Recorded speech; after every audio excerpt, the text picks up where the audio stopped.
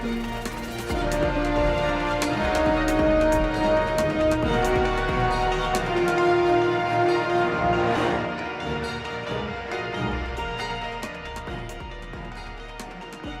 evening and welcome to Off-Tank Players Only. I know you guys are having it rough right now, looking toward the future, so you can enjoy this broadcast. Everyone else just gets to experience it. I'm Big Hunger Phil, and joining me today to bring you two Contenders Trials games here on day 4 of Contenders Trials EMEA is Thibble. Thibble, welcome to the broadcast. Break it down. What have we got to look forward to?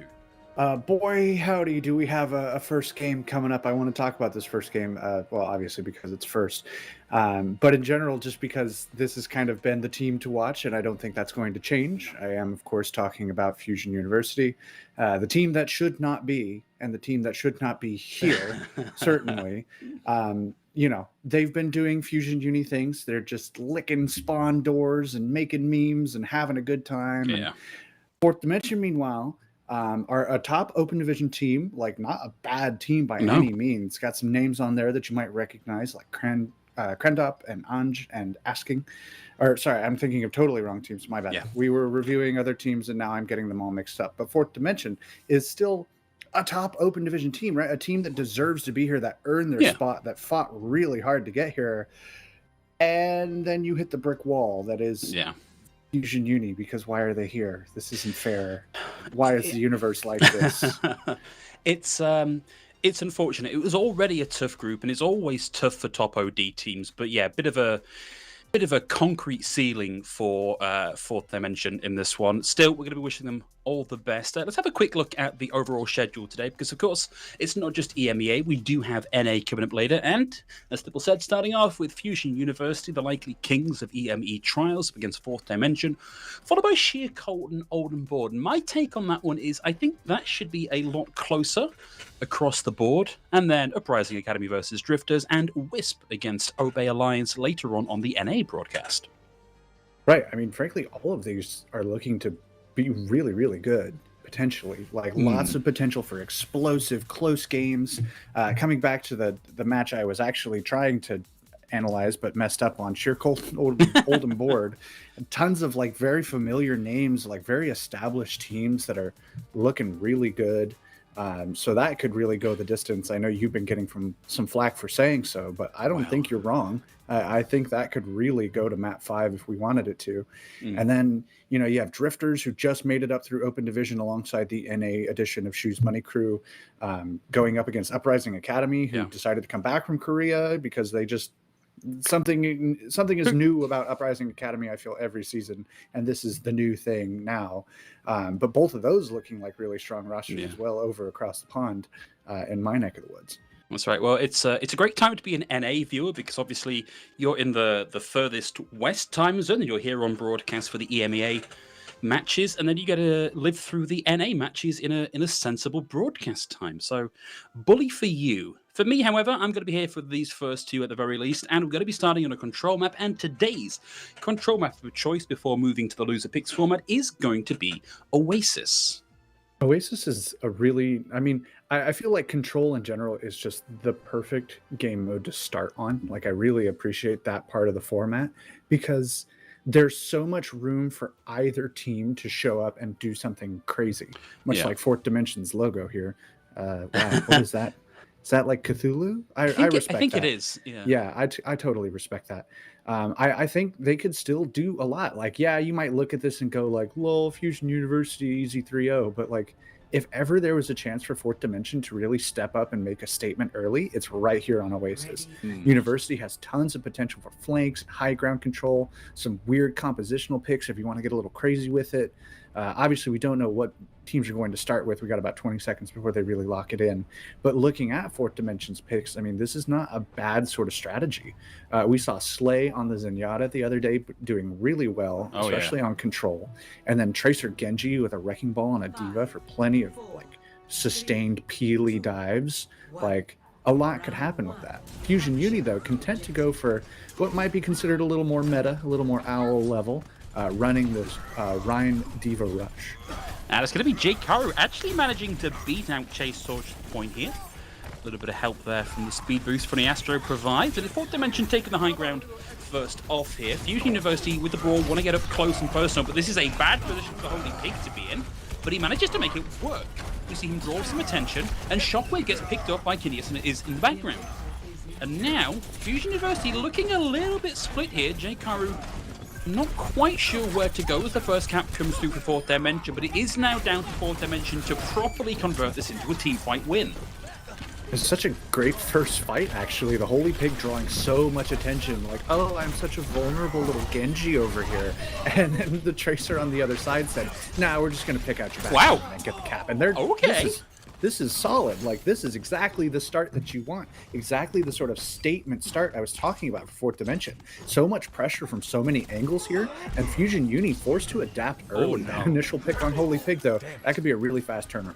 That's really unfortunate. Candizion does have Pulse Bomb, so there's a chance for an equalizer here, but now that the recall's been forced out, I expect that to be another 10 seconds or so before that's a real threat. J-Karu on the front lines will swap over onto the Winston, and somehow the Transcendence gets forced out here by Andrekio. Poco casually doesn't even give a little flick of the head, finds the Eat onto Force Bomb, and now there is only one ultimate. Now 2 ultimates left for Fourth Dimension, but as we see members start to fall here for the team, I think we're unlikely to see this Dragon Blade committed. The minefield coming out is not such a big issue. It might buy them a little more time in control of the points, but that will be the cap to recruit from Fusion University. Hey, but 61%, not a bad start. And they're coming back with a few ultimates close, and they could easily, they have all the time in the world, really, to build this out, pull out those DPS ultimates that Fusion Uni have, and maybe that Coalescence coming online soon from Boombox.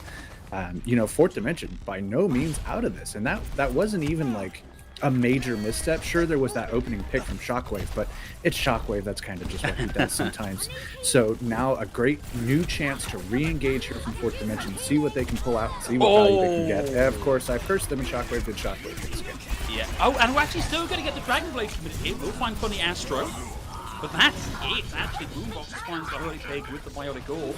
And, well, you're going to see a whole bunch more committed here. The self-destruct for arguably not a real good reason here. Are we seeing swaps across the board now, or was that just a little bit of a It looks like we are. Okay. It looks like we are. Hello. Holy Pig on the Torbjorn. We have an Orisa coming out. Okay. This feels like an open division strat. I'm here for this. The Torb might provide a little extra zone control. If Fusion University decide to try and dive in, that turret might keep them honest. Of course, they're going to be on that right away. They know what's going on. And this is such a stacked up composition. It is, and an aggressive sound barrier starts them off here. Shockwave forced to pull the pin on the high noon. No kills, but Poco is able to chase down Andreko here, and Shockwave does not care that the Holy Pig is round the corner, because a couple of headshots, a couple of dinks will put paid to that. J-Karu commits the primal, will get them back to point, and they are now in the lead as we hit the 80% mark for Fusion Uni. So this adaptation from Fourth Dimension did pull a lot out of Fusion Uni. Just the sound barrier and the self-destruct here coming into what could be a last fight territory for Fusion Uni. Fourth Dimension, though, have almost nothing to work with. The Transcendence could help them sustain in a fight long enough to build something up, but that's a tall order, and there's not a lot of time to make it happen. Okay, well now the shield is down. It's going to be a little bit easier for Poco to land one of his patented Poco bombs. It's going to come in over the top, around the back. Fourth Dimension make themselves scarce. And now they're all grouped up in the side room, relying on the immortality field to keep them alive. Funny Astro is able to find Aerial 2. Shockwave playing a long way away from the rest of the team. Should be close enough still to do enough damage to contribute to this one. And as much as there are players for Fourth Dimension still on the point, there's just too much Fusion University. Right, and Fourth Dimension, the composition they wanted to go for there was, we're going to get onto the point, and as soon as we can establish ourselves on the point, it's going to be real hard to get us out, which is not a bad strategy on a map like this. However, when you have that, like, we're going to sit right here, we're not going anywhere sort of composition, and then on the other side you have some long-range damage like shockwaves, there's nothing you can do to pressure him out, get him off of that.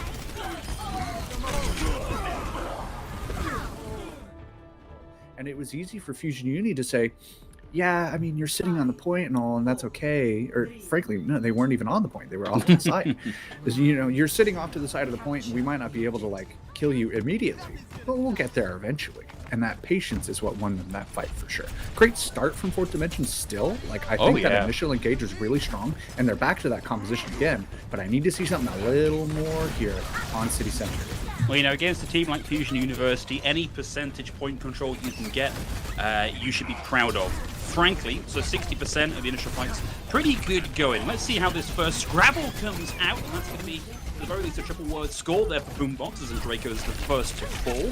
But now both supports off the table for Fourth Dimension, and Keneason as well. There's only so much further this can really go with both supports off the table for Fourth Dimension. You know, I respect the Zenyatta pick, and I respect Zenyatta players who have insane, unbreakable mentals that I could never hope to match. Absolute sadists. However, I feel like there has to be a breaking point for a Zenyatta comp, where it's like, okay, we're getting so pressured. J-Karu is on me every fight. I'm not building ult. I'm not getting good Discord targets because I go down so fast. Like, when do you swap, right? Fusion Uni running this Lucio Moira or a Baptiste Moira has so much more sustain and survivability in the backline. And Fourth Dimension, I feel, are just getting pressured out so consistently on Draco, constantly on the run, as we see right here, just trying to stay alive. But what are you going to do with Poco and J-Karu in your face like that? That's very much an not staying alive there from Andraco. And, you know, you're right. The point here is keep the Discord up, keep them on somebody, allow some of these high-pick potential heroes to find kills. But it's so hard for Andraco to find value into what Fusion are running at him. Right, and that Zen strategy, right? Just hold Discord on somebody, get some extra damage on the point, make your damage dealers that much more effective. It's a strategy as old as Overwatch. Oh, here we go. I was wondering when we were going to see this. They're on their way. Oh no, the march. Yeah, General Sherman's march. Leave nothing alive. Get your hand cloths to the ready, everybody, because there is going to be some saliva to wipe off of these spawn doors as Fusion University complete the Fusion University special. They didn't manage to do this just on the previous submap, so at least they're getting their licks in now. And I will say, it was only like 2 or 3 of them, and they didn't emote, so I don't know if we've fully accomplished it yet. I think they're just getting the little teasers in. They did get to spawn already, which is, wow. But I need to see a little more from Fusion Uni here. Okay. Now they're getting picked out like silly boys. Come on. Well, you know, coming back from spawn where you are so heavily disfavored when the enemy is going to be falling right behind you means that you probably are going to lose a couple of players on the way back in. But Fourth Dimension have an opportunity here to get a little more on the board. Out comes the blade, down goes the Moira. Funny Astro down to the kick from Andraco. And that's going to be the flip. And look, another 16% already on the point. Looking really good now for Fourth Dimension. Right, and in addition to that climbing percentage, look at the ultimates for Fourth Dimension. So much potential here. Provided they stay alive, which is what I was going to say. You know, a Transcendence here could definitely sustain, but those tank ults as well create a lot of great space. Shockwave doesn't seem to care, obviously, and neither does Funny Astro. But using what you got just to stay alive on the point and hopefully keep this map in contention a little while longer is really all you can hope for. And Aerial, too, is popping off. Yeah, they're going to do with a couple of kills there, and Draco's going to fall as well, but Fourth Dimension are still in control now, and they are keeping this in contestation. Chase Torch is going to be max soon and ready to keep this going that little bit longer. Froki's back with the Sound Barrier, which again just buys a little bit more time, a little bit more control percentage on the point, but Fourth Dimension need kills, and they need them now, because Fusion University, if they win this fight, that's it, they're taking the map. Poco with the bomb from long range. EMP comes through, Chase Torch is down, every D-Mech. Boombox has the Cole on board, and that's it. The kills now very heavily favouring Fusion University. Expect the cap to come through and the map to end more or less now. Parting glory there for Andraco, but not enough to flip the map to 2-0 for Fusion University. And about as clean as you would expect from Fusion Uni. I'm still a little disappointed that was not a full Fusion Uni spawn door special. But we got time still. There's plenty of game left to play. In general, like I'm not disappointed with Fourth Dimension's performance there. Like, yeah, it was a 2-0, say what you will of that, but they were at least, you know, maintaining their fundamentals throughout that map, right? They were peeling for each other, they were talking it out, they were building out some good ult economy there and maintaining it as best they could. But there were just too many moments where Shockwave or Funny Astro would just get in the back line or just get a stray pick here and there, and you really have to like lock up your positioning perfectly to keep yourself safe in fights like that, because Fusion Uni will take any advantage they can get and just twist your arm with it. And I kind of feel like part of the problem here is that they've clearly got the strategy of relying on Draco to have some sort of impact with the Discord, but the composition itself is incredibly mobile. There's no Wine Shield to hide behind. There's no Brig to buddy up with you. There's no Anna to sleep whoever happens to be diving into you. The Zen is just out there, and he's got this nice, pretty regular square hitbox. He's very easy to take out of the game, and so I would like to see them swap this up because I just don't think you can have that kind of leeway up against a team like Fusion Uni. And even in the classic days of the original like Apex Korean dive, yeah. Zen was always the target that just gets traded out. The Winstons both go across the map, and where are they going first? Straight to Zen. And Zen, if you were Jonak, that wasn't too bad. That's not a problem. But for literally everybody else, your Zen is just like sacrificial. Yeah. So they're playing that Zen and getting that kind of like, all right, our Zen's just going to get focused down and there's not a lot we can do about it, but there's no trade on the other side because you have a Lucio and a Moira or a Baptiste or something like that on Fusion Uni's side. So even if you were to dive them with the Wrecking Ball and the Diva and the Tracer and the Genji, there's so much sustain, so much utility there to keep them alive. And you're basically starting every fight with a fundamental 6v5 advantage just off of that one pick. And that's assuming Shockwave doesn't just dink someone from long range or Funny Astro just doesn't like do Funny Astro stuff. Like, even without that, there's a disadvantage. So really, like, the Transcendence is great. Transcendence does so much, and so does Discord. Like, there's so much great utility for Zen, but all that great utility comes at such a high cost. And I have to wonder for these teams if it's worth it. If it would be better for them to go for something just a little more survivable, like an Immortality Field can do what a Transcendence can do for a little bit. So why not try and make something like that work? Just stay alive a little longer and see if you can't pull out a few more fights that way. Overwatch, like Alchemy, very much based on the principle of equivalent exchange, and you are going to be sacrificing survivability for the additional benefits that Zen brings. Let's see if they're going to keep on drawing this transmutation circle with the Zen as we move into our next map, which is going to be Junkertown. This is, of course, loser pick, so this is Fourth Dimension's map pick, and it's a couple of compositions spring very readily to mind when you consider this map, which are Double Sniper, or if you're feeling particularly picante, and it's going to be the Bastion pirate ship. I'm down for either. I'm curious as to what Fourth Dimension might try and pull on this. This is their pick, so I'm confident that they have some sort of idea of what they want to do. It might just be, like running Double Sniper, for instance, right? There's always just that chance that your snipers pop off and hit some great shots. And there are some excellent mechanical players on Fourth Dimension who could make some stuff like that happen, right? That DPS line is no joke. They were getting some major work done. So, swapping over to a Widow and a Hanzo, for instance, or even like a Sim for some like flank TP wackiness, like there's so much open space on that first point of Junkertown to make some crazy stuff like that happen. But I guess we're just going to have to wait and see. There's so much potential about Junkertown, but we have a bit of a delay, so we're not actually going to see for sure what these teams are rolling with just yet. Yeah, it looks like we might actually be forced to take just a little bit of a break here while we wait for our players to get properly lined up and ready to start this next map. And as soon as we're back and ready to go, we'll be back on your screens to bring you the action.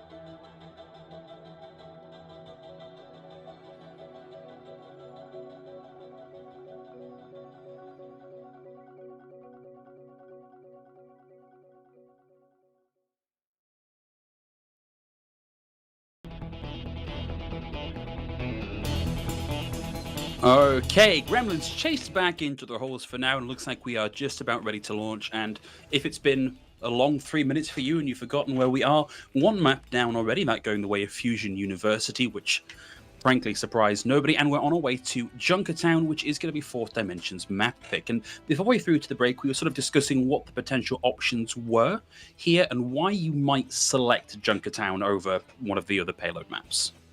Right. Yeah. As mentioned, so much open space, so much potential for one player or two players to really step up and create the openings you need against a team that maybe has slightly more experience than you, just by a little bit. Just a smidge, as they say. So there's tons of potential here still. Like, I really want to stress, like, okay, you look at the OD team versus Fusion Uni and you think this is like, there's only one way this could go. There's always like that any given Sunday factor in Overwatch. Crazier things have happened than Fourth Dimension showing up here on Junkertown and really impressing us. Much as they started off strong, they're on Oasis.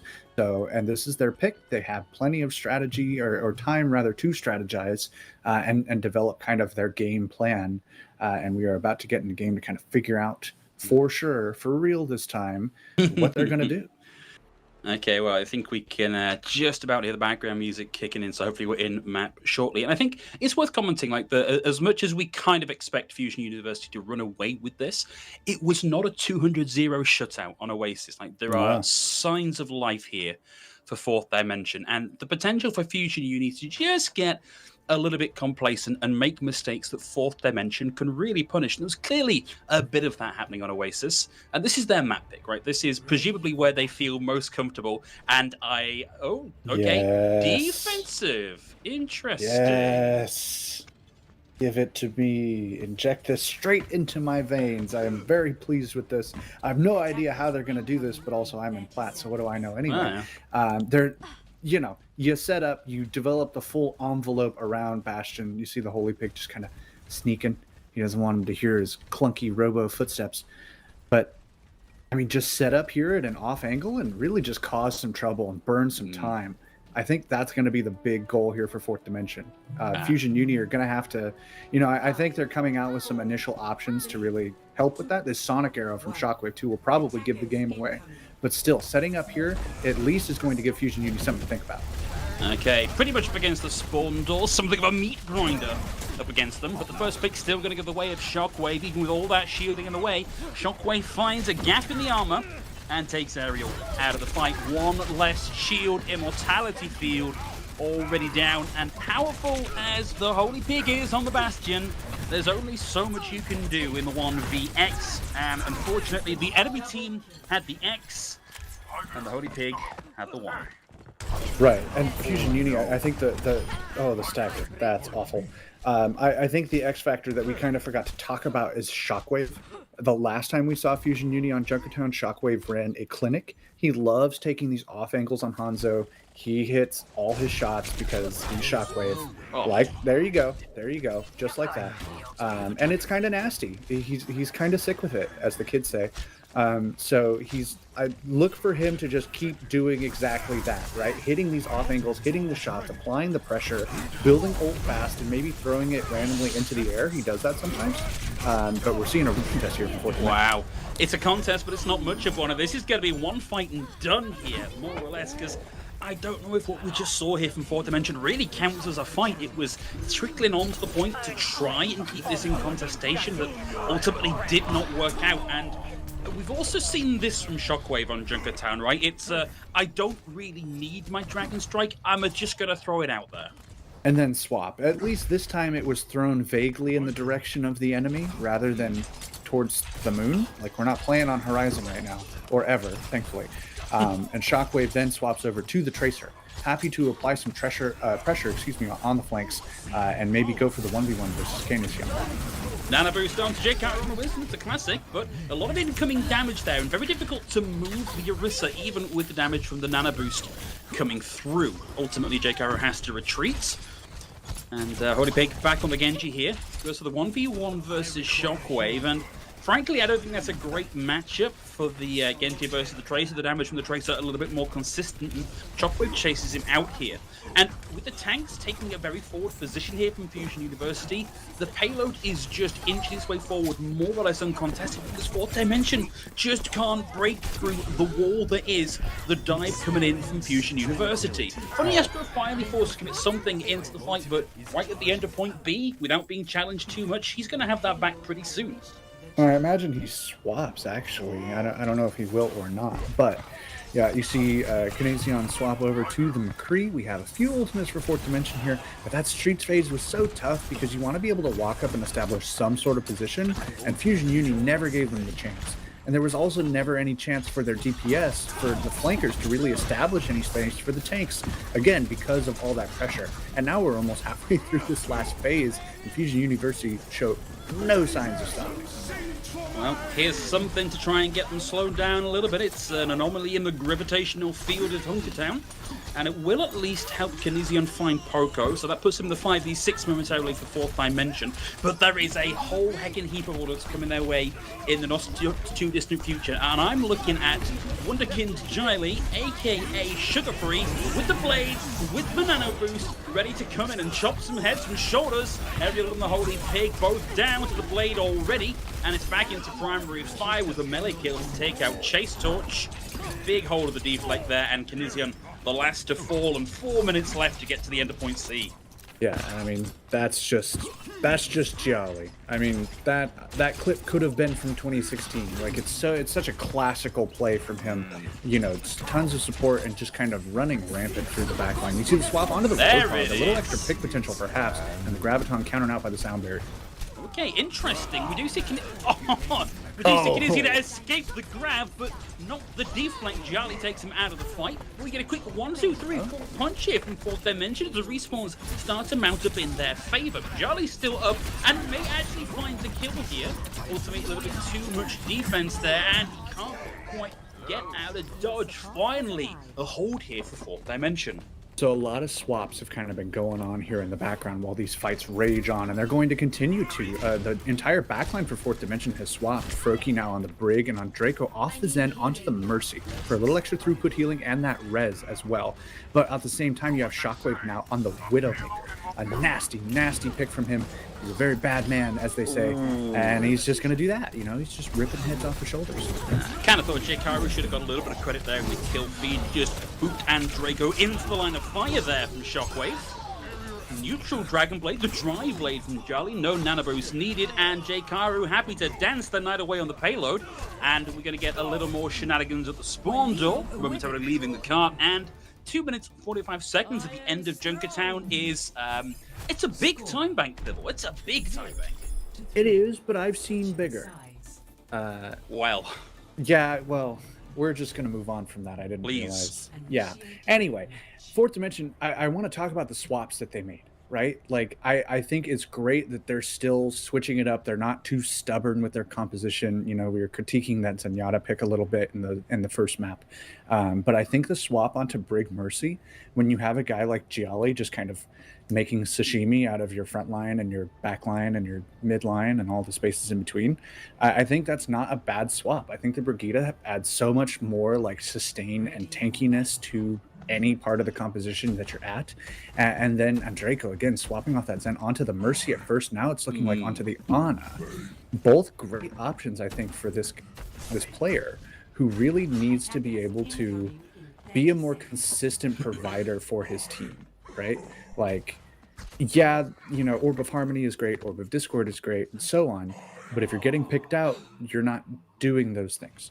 So if you're managing to stay alive a little longer, you know, using that biotic grenade, you know, sticking around with your Baptiste, taking advantage of the immortality field, you have a lot more potential to really make something happen. And we're potentially looking at, oh, who knows? Who knows? I'm gonna call it. Yeah, okay. The Torb is looking official. I like it. We've seen this from Holy Pig before. Didn't get a ton done on Oasis, but new map, new possibilities. I do wonder if that's initially there to try and counter Shockwave or Jelly on the Tracer, and without that in the running, whilst it will dissuade Charlie's Genji a little bit, I wonder if we may see a swap here from the Holy Pig, and It's the oink and yoink, it's the Holden Hook special. J-Karu with a lot of supporting credits there takes Aerial out of the fight. Payload's got a good amount of progress made. And Shockwave will fall here to Kinesian.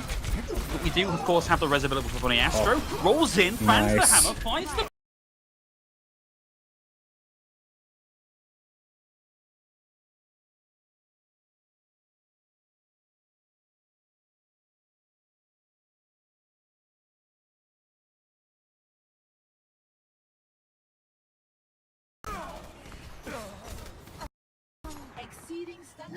Fusion Uni, it looks like we're back. Fusion Uni cleaning up there despite those early picks. It looks like they managed to rally, and this cart is moving backwards just a little bit. Okay, it looks like we haven't missed too much of the action, though. I think a little bit of ult presence contributed into the fight, but Fusion University is still holding on and still with their taste buds up against the enemy spawn. Hikaru with these picks are so nasty. They're perfectly timed. You know, I think you just kind of give that one to the ego gods and let it happen. Yeah. The nano boost, it looks like, committed onto the Holy Pig. Boombox getting the pick onto Endraco. Ooh, nice. Shockwave just going for trick shots, and Zenyatta pressing Q on spawn. Yeah, this is pretty classic Fusion Uni at this point. Pressing Q on spawn. Yeah, this is pretty classic Fusion Uni at this point. I think we all know what's going on. The cart is progressing, but Fusion... I don't think they care. Boombox. I don't think they care. Boombox is just here to pad his stats a little bit, because the main fight, that's happening back over by the card. The supports, however, have their own game plan, and it appears to be substantially different team plan for the rest of the game. I mean, okay, so they give up first point just because the supports are running ego challenges in the backline, which, you know, so be it. Like, there's certainly still plenty of time for Fusion Uni to decide to actually play the video game. But Fourth Dimension, to their credit, are not, you know, like, they're not crying about it. They're not, like, going back. Like, they know what's going on. Boombox and Funny Astro are just going to go be crazy, and we're going to capitalize on it as best we can. We're going to get through the streets phase a little bit and apply some pressure to the now disjointed Fusion Uni for as long as we can. I'm just looking at Fusion University and thinking, who on this team is going to be the one telling Funny Astro and Boombox to stop messing around with the enemy spawn? I don't think it's going to be anybody. I think they're all in support of it. And it's the Holy Pig with the blade. And the Holy Pig with a trip back to spawn, unfortunately forced to deflect to get the damage around it, and he's down. Vision still has the High Noon here. And seems like J-Karu, who's now picked up the off-tank role, took a bit of a clinking on that one, but ultimately lives through that, and the defense gets set back up again. You know, I guess J-Karu is just kind of prepping for Overwatch 2. Like, he's gonna have to play all the tanks when you think about it. So expanding that hero pool, you know, not a bad chance here. Poco, what do you do? Poco. Okay. Well, I guess you'd call that an ego challenge, except that, of course, the whole team is there, and they've got the supercharger, so there's not a lot of ego on the line here. It's just, Jolly. It's kind of mean, my guy. This you're already beating them. This is mean. We have crossed into mean territory now, which is where they want to be, like where Fusion University really thrives when you think about it. It just doesn't make it hurt any less. Yeah. Okay, well, you know, there's at least some pressure still being applied here by Fourth Dimension. They're managing to get kills here and there. They are forcing resources out, and so Fusion University may ultimately find themselves punished for these games they're playing. But it needs to up the pressure a little bit from Fourth Dimension. It's not quite enough just yet. No, and you see J-Karu, they're getting really low, forced to back away. Chase Torch now on the Roadhog, trying to just add a little extra damage and pick potential to make the most of the team deciding to split up and go wherever the heck they want to go. Kinesion just Deadeye reloaded, which I super respect. I love that move. That is like the Pine special. But we take those for sure. And it looks like Fourth Dimension might actually win this fight, but I also don't want to curse them, so really, who knows? Well, they've got Charlie back on with a little bit of help there from Funny Astro. No. For DPS Mercy, but trying to take that out on Chase Torch. Actually finds it, gets the kill, even as they take a breather, kept him alive that little bit longer. And you cannot afford to underestimate anybody on Fusion University, let alone Funny Astro. Yep, and I still curse them. It looked like they totally had that fight, and then everyone just came back and said, Your fault. nah, yeah, no, this was all me. I'm very sorry to any Fourth Dimension fans and also the team Fourth Dimension. Shockwave not just running forward, they're all running forward. This is a massacre. This is Fusion Uni. This is what we should expect, I think, for the rest of like Trials. Like, this is just how it's going to go. They've been unleashed. Oh no, that's the double from Noon from Shockwave. The Holy Quake is able to win the 1v1 versus Charlie, but it did cost him the ultimate to make that happen. I actually think Charlie committed the ultimate there as well, so it was a blade fight over by the cliff. Hey, you know, at least Fourth Dimension can walk away with like, yeah, you know, I just kind of sat in the back and decided to 1v1 Gialli with both of our Dragon Blades. Like, you have some fun stories to tell. A little bit high and wide there for the bomb. And almost a back cap there, actually. Almost. Oh, yeah, 3.2 meters. Who even was? Jkaru actually wants to go for the remake kill, I think. Shockwave's able to find Froki. It does now have enough damage on board to deal with Aerial as that comes through. Shockwave finds Chase Torch here. Ultimately, the ball from Poco deals with Aerial too. And did we? Yeah, we did see the remake come through. We just didn't find any kills from it. What a weird end to this map, though. That of all the maps that have ever been played, that was certainly one of them. It was right up there. That was certainly one of them. It was on the list of maps that have been played in the history of Overwatch. Like I said, I really think we're hitting that point where Fusion Uni's like, yeah, this is like funny, but like, you know, we're just going to keep moving now. And that's exactly the kind of performance you can expect. I think, you know, there are often gaps in time where people will just sit there and wonder, like, what would happen if an Owl team started playing Contenders teams? You're getting your answer. This. Right now, this is what would happen. This is about what we expect.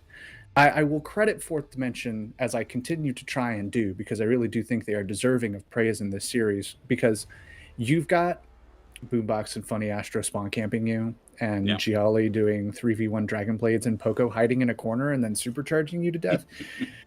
But you're still like getting to point. You're still fighting it out. You're still taking advantage of them being silly as best you can. Like, this team is not boomed necessarily. Like, they're probably feeling it a little, but they're not like, we give up, right? Like, this team is fighting. They are giving it their best effort. And at the end of the day, that's all you could ever ask for teams that are going up against a squad like Fusion Uni, which is frankly just unfair. So big props to them and their mentals. I respect them immensely. I would have thrown my mouse by now, and I don't think they have. I don't have like cameras in there, but I can assume that their mouses all still work. And they're still making a game old go of it. So I think we're going to see them continue to try and break through the waters. Fusion University when we move to our third and potentially final map, which we'll be bringing you after a very short break.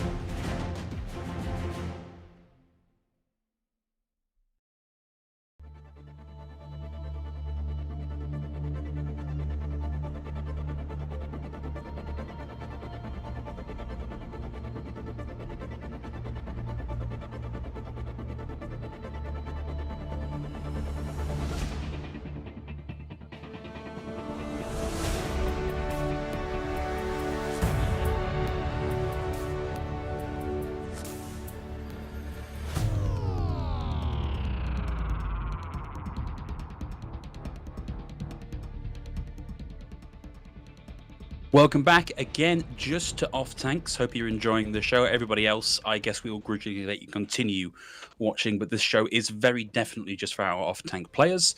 And we currently find ourselves at match point with Fusion University, unsurprisingly at a 2-0 lead as we move into our next map, which is, of course, going to be Assault and this time Temple of Anubis. Yeah, before we get into Temple of Anubis, I don't know what he's doing with the whole off tank thing. I play main tank, so I'm feeling a little pushed out, but You're feeling a little pushed out. You're feeling a little pushed out. Yeah, I am. You know, it's not just main tanks that are going to have the run of it in Overwatch 2. All the tanks are getting changed. So there's still going to be great off-tank players doing great off-tank things. They'll just all be tanks now. Whatever. Anyway, Anubis. We're getting into Anubis. It's a fantastic map strategically, lots of different compositional wrinkles we could see. We've seen tons of different stuff from tons of different teams this week. You know, some Junkrat, some Echo, some Pharah, some Sims, some Sombra, some Dive, some Rush, you name it. We're getting it. The meta, I think, in general, is in a really good place right now. It's very map-to-map dependent and team-to-team dependent, as we've seen. Because Fusion Uni obviously happy to run just about anything they want, and Fourth Dimension are giving it the old college try and playing anything they think will do something. So expect a little more of that, because we've got some strong, narrow choke points to bust through. We've got some points to capture. We have some ridiculous spawn advantages that aren't so ridiculous anymore, but still come into play. Anubis is a real battleground for some potential chaos. It is, and looks like Fusion Uni have opted to defend first, which I think the main benefit for them here is it puts them nice and close to that opening spawn. They don't have quite so far to travel, and this gives them the opportunity to touch both spawn points over the course of the map, which I think is probably a big part of the decision to defend first. That's pretty smart. Oh yeah. Why am I doing color when you come up with stuff like that? Look, if you want color about, like, the day-to-day, the minute-to-minute mechanics of the match, I'm not your guy. I'm flat out happy to tell you that. I can tell you what's happening, not necessarily why. But if you want insight on BM, that I can help you with. Understood. I will keep that in mind. I'll book a consultation. We'll make something happen. In any case, I do agree. I think them defending first, maybe not the whole like licking the spawn door thing, that might be secondary, but I do think them defending first, Fusion Uni, it gives them that opportunity to just set the pace. And, they're probably just going to be like, let's full hold. And it's going to be very hard for Fourth Dimension, I think, to really stop them from doing that. Though crazier things have happened, and it's 2CP, so that spawn advantage is a real factor. If they start getting a couple picks early, a lot could happen there. But even so, it's going to be a whole thing. We are seeing, actually, I'm being shown forcibly swap. shown. Yeah, forcibly shown. It looks like we have Giali on support and Funny Astro on DPS for this map, which is really just the next evolution in the Fusion Uni school of absurdity. Well, the thing is, Funny Astro, actually, prior to becoming a Lucio specialist, actually was a Genji player. Like, when the game first launched, that was the hero of choice of Funny Astro, was Genji. Really? So I can see this being less of a... Well, okay, obviously it's a meme decision here, but Funny Astro, as well as just being, mechanically a gifted player, has some pedigree here on the DPS role. It's not as left field as you might think. No, but it's still pretty left field. But I respect it. Like, Funny Astro, he's, ever since, I feel like Violet really opened the floodgates, right? Like, he started playing McCree, and then like all the supports probably saw that, and we're like, Coach, why don't you let me play McCree in an official? And they go, all right, fine. When we make the Contenders team and throw you on there, you can go play whatever you want. And Funny Astro, it seems, happy to take advantage of that, rolling out on the Gunslinger with the Peacekeeper in his hand. Giali, meanwhile, back in Brig Jail, a place he is intimately and probably overly familiar with. But he is grudgingly there nonetheless. On the other side... Oh, go ahead. I was going to say, at the very least, a small part of maybe why he decided initially to retire was being stuck in Brig Jail. That is correct. On the other side, it looks like Fourth Dimension opting for kind of their go-to compositional pick here. I can respect it. I think the Wrecking Ball has tons of potential.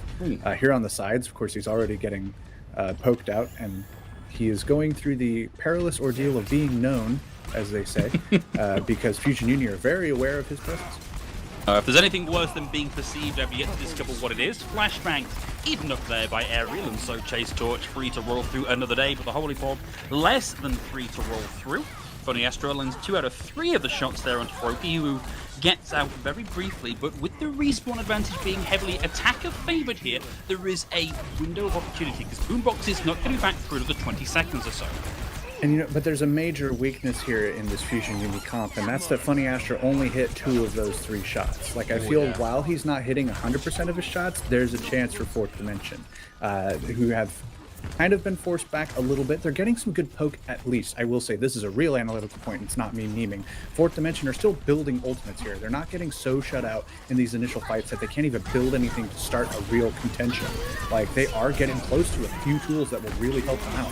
Funny Astro, of course, just kind of shutting that down, though. So it's going to be another few seconds. Oh, okay. All right. He heard us talking about the only hitting 2 out of 3 shots, and he went for the 3K. Pulled out the high noon, and, well, Fusion University have now abandoned holding on the high ground, but they will have to come back here to contest Kinesion, or at the very least just send Shockwave back. I'm pretty confident Shockwave can win this 1v1 most of the time here, and Kinesion will be chased out. Has to go and retreat to the Mega Health Pack to keep themselves alive in that fight. Out comes the grab from Poco, triggers the Sound Barrier and the Transcendence, both layered one atop the other here. They've got nothing left for the next push, and Fusion University still win this one out. Nice minefield coverage here from Chase Torch, but it's again just too little too late. There's nobody really there to follow up and no real damage done. I almost wonder if Chase Torch is about to swap here with that usage. He might go for something, or he might not. But Fourth Dimension, I will say, at least are coming online with the Self-Destruct soon and have both of their DPS ultimates at hand. So a good Blade or a good Pulse Bomb could start to open this up and get that, like, at least some progress on the first point. That isn't it. Have we accidentally triggered a replay here? Because I'm sure we just watched this happen. Yeah. Although it's going a little bit differently this time. And whilst we were worried about the Tracer shenanigans in the back, it's the Holy Pig with a 3K Blade that may have just put the final brick out of the wall here in the Fusion University defense. Well, they still have to get to point. Yeah, exactly. Like, those seconds really matter on Anubis, because even with this long spawn advantage, one stalling hero could make the difference between a full cap and like 85% or so. For instance, there it is. Here comes Shockwave on the Tracer, but the eat from Aerial too. There you go. Great composure there. And that's it. Okay, that's over and done. Very nearly a good comeback there from Shockwave, but Aerial far too quick off the mark. And now Fourth Dimension is surging forward, and there's a lot of damage coming Fusion University's way. And I think they might be out of quick respawn territory. This is a really nice opportunity now for Fourth Dimension to get in and just roll the cap through. They're already halfway through getting this done. A Holy Pig does not win out the 1v1 there. Care of the Tracer, the Brigitte of Jolly, make it a 2v1 there. Ultimately goes down. They've got most of the cap here, and Funny Astro's down now as well. And Draco running for his life there with the Transcendence online. Gravitron Surge locks up Fourth Dimension, but there's nobody here from Fusion University to keep that going on through. Fusion University with a couple of big missteps there. Fourth Dimension with a couple of very good exploits of the weaknesses they saw.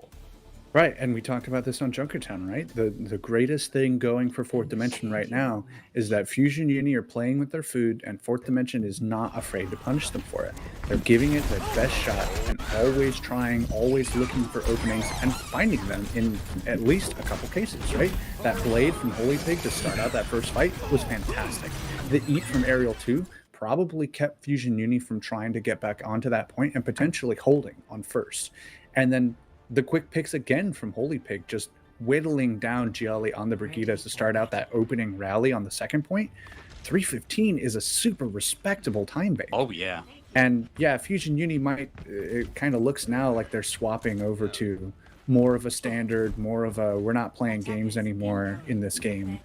But even so, the fact that Fourth Dimension could turn that around and just keep their heads level, move forward, and play fundamentally solid Overwatch is a great feather in their cap. It is, and I think that Fusion University still have an opportunity here with a good good offense to get a quick point A, point B cap, come out with, at the very least, a comparable time bank. But Fourth Dimension are really setting themselves up for success here. They've got such a defensively favored composition that Fusion University need to find a quick pick, or they're not going to be able to just deal with the spam damage that Fourth Dimension can throw their way. Right. This is a very interesting comp. Again, this is kind of like the secondary composition that Fourth Dimension like to run, with Holy Pig on the Torbjorn and then the Orisa Sigma front line. So plenty of shielding, plenty of point presence and control here on this high ground. Fusion Union just going to have to try and find an opening, and that's exactly how they're going to do it. Man, if there's a worse way to go than being landed on by a 500-pound scientist, I don't know what it is. But said scientist gets traded out fairly quickly. Shockwave now on a high pick potential hero. Case in point, Aerial down to the Stormbow. Fusion University, they're making inroads here. It's not been perfect from them because they will lose Boombox here, but they are about to snowball this on through. I think Holy Peak finding Funny Astra here is great, but it's not going to be enough to secure the kill. He was helping. All right, Charlie, let's crack the knuckles. Let's see how you get out of this one on your own. Poco said, "You got in this mess. I'm not going to help you out of it." How are you going to learn if you don't? If I don't help you? Yeah. Right. Yeah. This is a learning experience. Man, I can see. I met and talked to Poco a few times over the course of my career, air quotes, as a journalist, and he's a very dry humor sort of guy, and I can totally see the interaction going on in my head of him just going like, "You messed this up. I'm just gonna watch. It's funny. I think this is funny." That said, it looks like Fusion Uni are done laughing. They are here to finish this fight. Yeah, well, that's Jkaru, smooth as you like, finds the two on the ground, up onto the high ground to find Andraco. Jolly down again. I think a matter of pride now for Jal at this point, dying on the break to make it shown just how little they enjoy playing that particular hero. And we're talking about an equivalent time bank here. I think that's off the cards now, because this is 95% done. The Holy Pig is down, and yes, there may be molten goo all over the floor, but it's looking good now for Fusion Uni. I almost called it something far worse, and I think we're better off just moving past that. There's nice small picks coming out from Fourth Dimension, but ultimately it's not going to be enough, and that adds another 1 minute 24 seconds onto the clock for Fusion University. Yep, that is quite the diff, as they call it in time banks. It's about what we expected, right? Fusion Uni saying, "Oh, wait, they actually capped. We need to... Okay, come on, guys, let's go." And Gialli, yeah, as mentioned, kind of sacrificing himself to the altar of Brigitte sucks and I don't want to play her anymore, but nevertheless still showing up. At least to the kill feed, maybe on the right side. Jkaru, I think, was lights out this round. Great dives all the way through. Great support from Poco. And in general, just as clean as you like. Super clinical. Funny Astro hitting his shots over there. Like, you love to see it. I will shout out Chase Torch too, because throughout this game, his Orisa has honestly been super impressive. He's showing up in the kill feed, he's supporting and like he's the rock around which this team is kind of built. And him and Holy Pig together are super deadly on pretty much anything they've been running this entire time. So I want to shout out Chase Torch for sure. And much like the Rock, you can very definitely smell what he's cooking here on the second run through. And it's going to be back to the Wrecking Ball, which I think this high mobility comp for Fourth Dimension is a very good look for them. And probably their best chance of just getting through and causing a bit of consternation at Fusion University. Right, this is how they were able to do it last time, right? They just hung out, they built their ultimates, they engaged in a couple solid team fights. The only difference now, not a ton of time to work with. Already less than 2 minutes on the clock. Of course, they only started with 2 minutes in the first place. And generally, an ultimate, on average, takes about a minute to build. So you're gonna have to be expedient. You can't really take too many, like, garbage fights. And you see Kinesion swapping over to the Hanzo, hoping for some spam, perhaps, a little extra recon potential with that Sonic Arrow, to figure out how they want to approach this fight. Ooh. Well, Funny Astro receiving a little bit of pressure there, but the overload helps him out entirely. So no dent in the high ground hold just yet. Chase Torch looking a little bit the worse for wear right now. Luckily there's a Mega Health Pack and a Zenyatta up there to help him out. Ooh, big amount of stickies connecting there. and struggling to get back up onto the high ground and continue his roll of chaos through, but Froakie finds Boombox. So whilst we are on board with Chase Torch, what's going to cause chaos in the back, there's plenty of chaos to be had for everybody here. Kinezian able to find Shockwave, and I feel like Fusion University may have been found asleep at the wheel here a little bit. That's one tick down already, no DPS left alive for Fusion U to keep this going. And already one person properly ensconced on points, getting that tick percentage up. And now with even less time and with even fewer ultimates, Fourth Dimension managed to pull it out again. Another set of great picks there from Chase Torch and Holy Pig, as well as just some great engages and like assists from Froakie. I want to shout him out there because I feel like him managing the rotations and helping the team like get around and stay alive in that fight was super crucial. Now 45 seconds or so left to make something happen on this next point, and all the ults are coming. Okay, not quite sure how that one's going to work out. We get both support ults, and that's going to help Fourth Dimension get in past the Molten Core. But the number of bodies here from Fusion University have stopped that coming through particularly quickly, and I think that did enough damage there to allow Fusion University to solidify and find the hold here, and that puts us at 25 seconds on the clock here before they mention, and the D-Mech coming through onto Aerial. Kinezian's been found out as well as Shockwave gets in over the top and takes him out. Funny Astro going full ego, wants all the points possible, finds the hammer kill onto Aerial. And I think that's the only positive, is that I was about to say, here comes the nastiest stagger you've ever seen in your life, but instead Funny Astro saw blood and just hammered, which actually gives them a chance to recontest at a decent clip here. Yeah, beautiful last second touch there by Chase Torch. Could not have cut that any finer. The very least gets the OT timer ticking through, and we're starting to see kills go the way of Fourth Dimension here. Through down Funny Astro. We're almost at a Molten Core here from Funny Astro, which is going to be a big help in keeping Fourth Dimension off the point, but they're very close to getting at least a bit of presence here to get a tick going. Shockwave finds two, Holy Pig still alive and fragging, but it's not going to be enough, and now Funny Astro is on the point with the hammer out, denied the hammer kill by Giali, and you know that is going to be causing tension in team comms. I imagine that might be the mental boom for Fusion Uni. This could be the opening that Fourth Dimension has been looking for. Being denied that hammer kill, I'm sure Funny Astro is screaming at Giali right now, and Giali, of course, is bouncing around as Lucio saying, haha, sucks for you. Seriously, though, Fourth Dimension have a tall order ahead of them. They need to hold at least second point fully, I believe. Yeah, so Fourth Dimension, oof, man, this is tall, right? 324 to make something happen. Fusion Uni obviously did not need a ton of time to begin with to make that full capture go on that first round.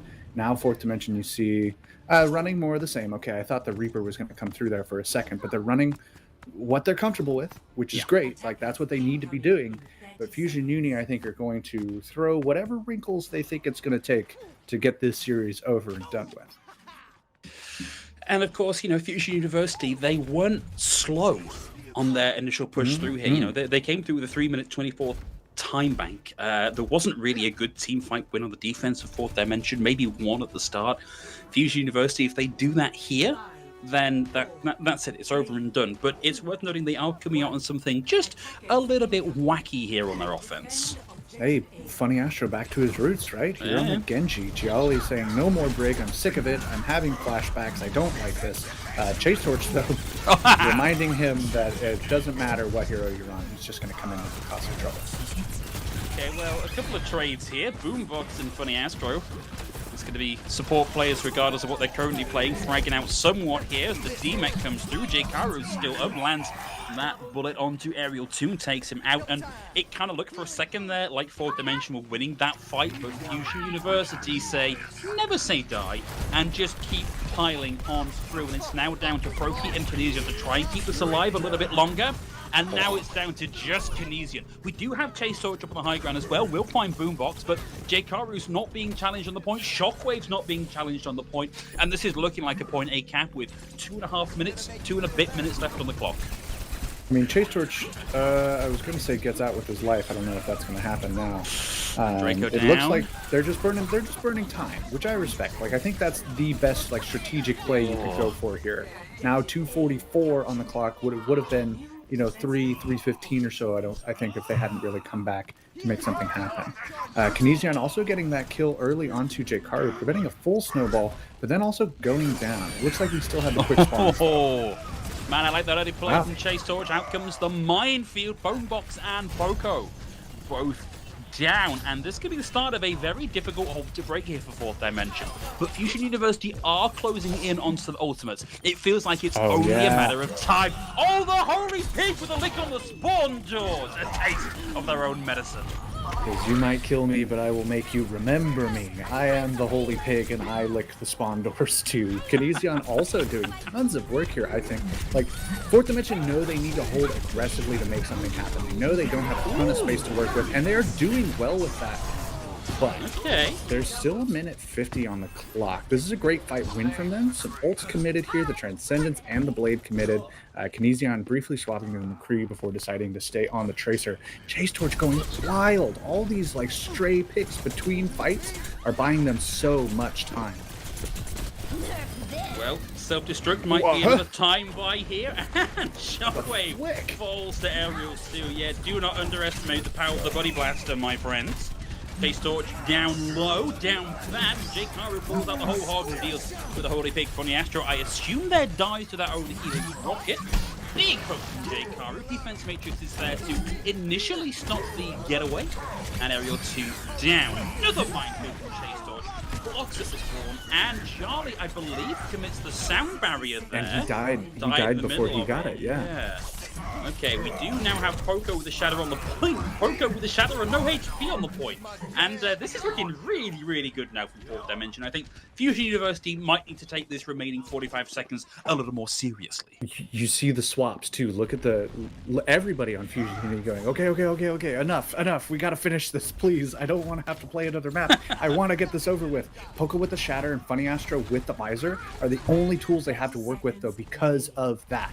So they need that Shatter to be huge, and they need the Visor to get value. The Chase Torch already in. Okay, Tactical Visor. But Andraco is able to find Shockwave here, and we've only got 20 seconds left on the clock. Shockwave, at the very least, is going to be back nice and quick, but we've got to see some forward motion here from Fusion University. They've got one pick already. Kinesion down. Poco will have committed the Shatter here, and it hasn't really found too much. Holy Pig takes a bit of damage on the way through, and now Fusion University need to get in and touch the point, or it's just going to go straight into it. Okay, we'll see the overtime tick through. Very close. And Jkaru was already out of the mech. Poco's back. And I don't see how Fusion University are going to do this. This is going to be Fusion University giving over a map here to Fourth Dimension. Boombox finds the Holy Pig. Funny Astro's able to find Draco, but they've now got to get back onto the point and keep this going. Overtime starts to tick on down again, and it's ticking down ever so quick, and they can't touch Fourth Dimension. But Fusion... Oh, no, it's not. It's a draw. It's a draw. No, it's a draw. So pleased that with Fourth Dimension. Wow. This is such a you and me series here. Yeah. This is so Thibble and Big Hungry Phil. Because we always get the wacky games, we get the 10 map specials or the funny comps. Like, this is what happens when me and Phil are on the mic. This is what you can expect. Now we have a draw. Now we have Fusion University just totally kind of fumbling what was probably totally their map, looking at the performances overall. But again, I need to keep hitting this point. Fourth Dimension, do not care. No. Yes, this team objectively is better. Yes, they have tens of thousands of hours of experience in officials. They've been to Blizzard Arena and Korea and all these amazing places. And Fourth Dimension is just some top OD team coming up against, like, as total underdogs, but they do not care. They are putting up such a great fight. Chase Torch especially has impressed me so much. Getting consistent picks, so much value on the Wrecking Ball. Like, I'm loving this because, yeah, it's a clown fiesta. It's a total toilet bowl. This is Boston versus Houston in 7 maps or whatever. But it's still a great fight and a great game of Overwatch. And I love and respect that so much about this team. This is fun. It's wild, but it's fun. And, you know, this is the sort of thing that a top OD team, the players can put as their pinned tweet of like, hey, you know, we actually held Fusion University off for a map. Like, it almost sounds patronizing, right? Of like, oh, you did really well, but actually, you did. You did really well. Fusion University have this experience. They should just be able to take this handily, and they got too cocky, and they fumbled it, and you capitalized on that. Like, that's genuinely really, really good stuff for Fourth Dimension. Yeah, and there's plenty of space for like snark and sarcasm and like, haha, oh, good for you, Fourth Dimension. Here's your snarkasm, excellent word. Like, here's your gold star, Fourth Dimension. You drew because Fusion Union were playing silly, but legitimately, like truly, there is some really good effort being put forth by this team, and they are reaping whatever rewards they can from it. Right? Are they going to win this series? Are they at least going to like show that they're willing to put in the effort and try, and that will then follow them forward like for their entire careers, like that work ethic? Absolutely. And I think that's the best thing we could have hoped for from this team as we look to get onto King's Row. Well, you know, if there was ever going to be a place to go next, if there was ever going to be a hybrid map pick, it was almost always going to be King's Row. I feel like I cast this for a solid 70+% of the hybrid maps I get to see at all levels of play. It's popular for a reason, but you know, sometimes I like a little bit of variety. Still, a bit of a classic, and can't wait to see what we get from our teams here. I do wonder if we're going to see Jolly and Funny Astro maybe swap back in this next map. Maybe. We'll see. Yeah, talking about that whole like King's Row is just always there thing. I actually quite enjoyed that King's Row is not in the rotation for the current cycle in the Overwatch League. Not as a Mayhem fan, because they apparently do very, very poorly on maps that aren't King's Row. They're working on it. I have faith. I love my team. But yeah, seeing like Numbani or Hollywood or Eichenwald instead has been refreshing. I think it's really cool to like see some variation here and there. I do love me some King's Row. I am always down for a good game on King's Row, as we're about to see here. But that, you know, a little bit of a change up every now and then is pretty cool. And speaking of change up, we do have confirmation that Jolly and Funny Astro are making the swap back again, so we should have the quote-unquote proper lineup here from Fusion University on what should, in theory, if Fusion University don't sandbag, be our final map of the series. So we're not putting Poco on the Tracer? At this point, honestly, I would not be surprised by anything. No Jekaru Zen? Well, you know, look, I fully believe these players have the mechanical skills to make that work, but maybe not in an official. Maybe we see that on the alt accounts in ranked, perhaps. Yeah, that probably happens like on stream, right? Yeah. Like, today, you know, it's me, Poco, and today I'm just gonna play Moira all day. Like, that sounds like something that they would do. Yeah. Maybe not Moira though. I don't think anyone really wants to put themselves through that kind of torture. And then if you run into a game with Samito, you're just gonna get yelled at the whole time, and like, is that really worth it? It's like is that the sound of a desk being broken to pieces under two fists? That's him. That's right. Yep. Brought to you by the Florida Mayhem. Love it.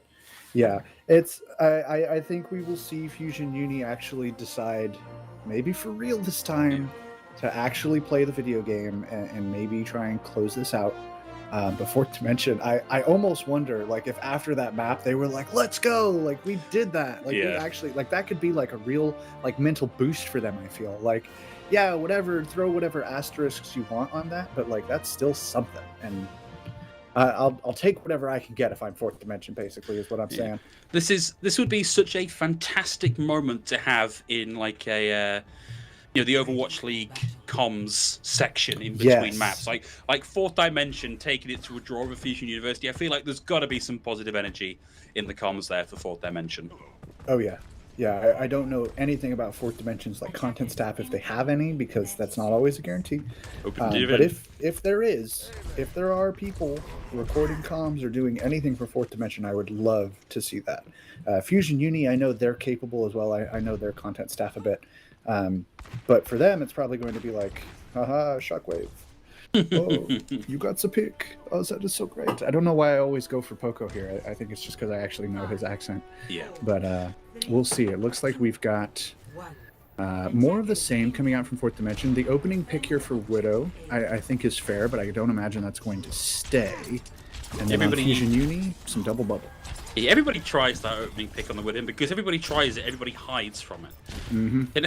A little bit of ego there from Poco, letting the bubble run out and tempting Kinesian on the Widow. Actually, Kinesian sticking on this Widow longer than anticipated. Cody Pig back on the Genji, but Cody looking a little bit the worse for wear. Kenny with a nice angle here. Does see Jkaru, and Jkaru with the ego peak was too busy watching the Widow. Should have been watching Froki on the Lucio. It's going to be down to the rest of Fusion University to equalize and then more than equalize on that pick to keep themselves stable here. And we may be looking at Giali, but it's Poco that's doing the work right now, and Draco's down, and that's got to be the whole. Yep, it turns out if you let your Zarya get high charge and then just kind of point her in a direction, she kills everything in front of her. Especially when it's Poco, because he just has so much history on this hero. One of his strongest for sure. Some good ultimates building up, I would say. Like 4th Dimension, 60% or so towards their ultimates. Shockwave, though, already getting that Deadeye, already getting the picks. And Aerial 2 trading back, but I don't know if this will be enough necessarily. We're looking to play a game of chess on the kill feed coming up on the right-hand side, because it's trade for trade for trade, and ultimately, though, Poco remains in the fight, remains healthy, remains at high charge, and you cannot really afford to challenge him in close range. It's going to be down to Condition to try and find a pick here to make this work, because Poco is still doing monstrous things down on the low ground. And Jkaru batting around the Holy Pig like they weigh nothing at all here. A casual walk up to Kinesion and a casual smashing into the dirt of Kinesion. And Draco's going to be committing the Transcendence, but maybe a little bit late here, and certainly not enough to protect you through the burst damage of a pulse bomb, followed up by a high noon. You know, it was nice of Chase Torch to give Shockwave some training targets to work with. That, I think, you know, keep his aim warmed up there in the middle of that fight. I think that was pretty nice of him. Actually, a lot committed there from Fusion Uni now that I look at it. Those 4 ultimates. You see Giali getting some value with the grab pulse bomb. Shockwave, I believe, got one with that Deadeye. But now 4th Dimension, a bit of an advantage here. The Blade, the Self-Destruct, and the Sound Barrier all coming through. This could be their chance to make something happen. And with 90 seconds left, they need something. And, you know, we shouldn't dismiss the Holy Pig's blades, particularly when we get a sound barrier in over the top as well, because they have been finding a lot of work. Boombox is going to go down here, as is Funny Astro, and the Holy Pig, with just the sound barrier at his back, takes out 2, and has probably done enough here to secure the cap for 4th Dimension. Fusion University not stable enough for the recontest. No, and you saw Boombox nanoed Shockwave there to give him some extra protection and hopefully help melt down that Dragon Blade before it got any value. But the Holy Pig saw the Electric Cowboy off on the side and said, yeah, okay, I'll just go handle literally everybody else. And 4th Dimension cleaned up and got that first point capture. Shockwave, though, still getting picks. Traded out by Aerial 2, but this is going to be a scrappy Streets phase. Boombox receives the boom, and it's down, and the Holy Pig back on cleanup duty again. Oh, this has been a real gloat for the Holy Pig, like putting up good numbers all match so far, but this last 40 seconds of gameplay from the Holy Pig has been phenomenally good. Yeah, we're definitely throwing a lot of plays here from the Holy Pig into the montage for him. He is going, I think, if I'm the Holy Pig right now, I'm feeling really good, because whatever you say about this match, he's had a fantastic individual showing. Like, showing that he is mechanically capable, he can hang with the big boys, and Chase Torch as well, I'll say, you know, on the wrecking ball and everything, like, getting some crazy work done. And these guys never let their foot off the gas. I love this. And Charlie, a very slim 2 HP away from a trip to the spawn room there, just recalling in time. Shockwave with a weird angle here on the high noon, buys some space, but not enough space for Boombox to step back into as Kinesion lands the stick and takes him out of the fight again. And Boombox, the first down in the fight, the past 3 fights in a row, and it's time to run the cycle all over again. The Holy Pig once more with the blade, only finding 1 this time, but will take Jarly out of the fight, which is a good chunk of the damage now for Fusion University. And the cart is on this final little bit of a corner. And it's only got Poco defending it. Has found the Holy Pig. Chase Torch is able to take out Funny Astro, and that might just be enough here. Poco, the Croissant God, on the chase here, trying to find Kinesion. Forces the recall. Has to reload. Kinesion might get out here. Doesn't land the right click, and Kinesion gets out of dodge. Did you call him the Croissant Guard? Croissant God. God. Okay. DOD. My grasp of English is tenuous at best, but I respect and understand it. Tenuous. Yeah. Well, you know, it's selective. What are you gonna say? Shockwave just getting the picks here, and like I feel like there have been so many close windows here in this last section of Streets for 4th Dimension to almost push the point across, and Fusion Uni just come back right away with the answer. Shockwave here getting 3 and the DMEC, just ripping just absolutely ripping. You'd think he was playing Bastion with all the damage he's getting. And we actually saw Froki commit the sound barrier in that fight as well to not much effect. And we've seen previously, like, the way that Holy Pig has found a lot of value with the Dragon Blade has been with that at his back. Doesn't have it for this one. Going to have to rely on the Transcendence or just come out dry with this blade, even if he can get it alive in the next 40 seconds.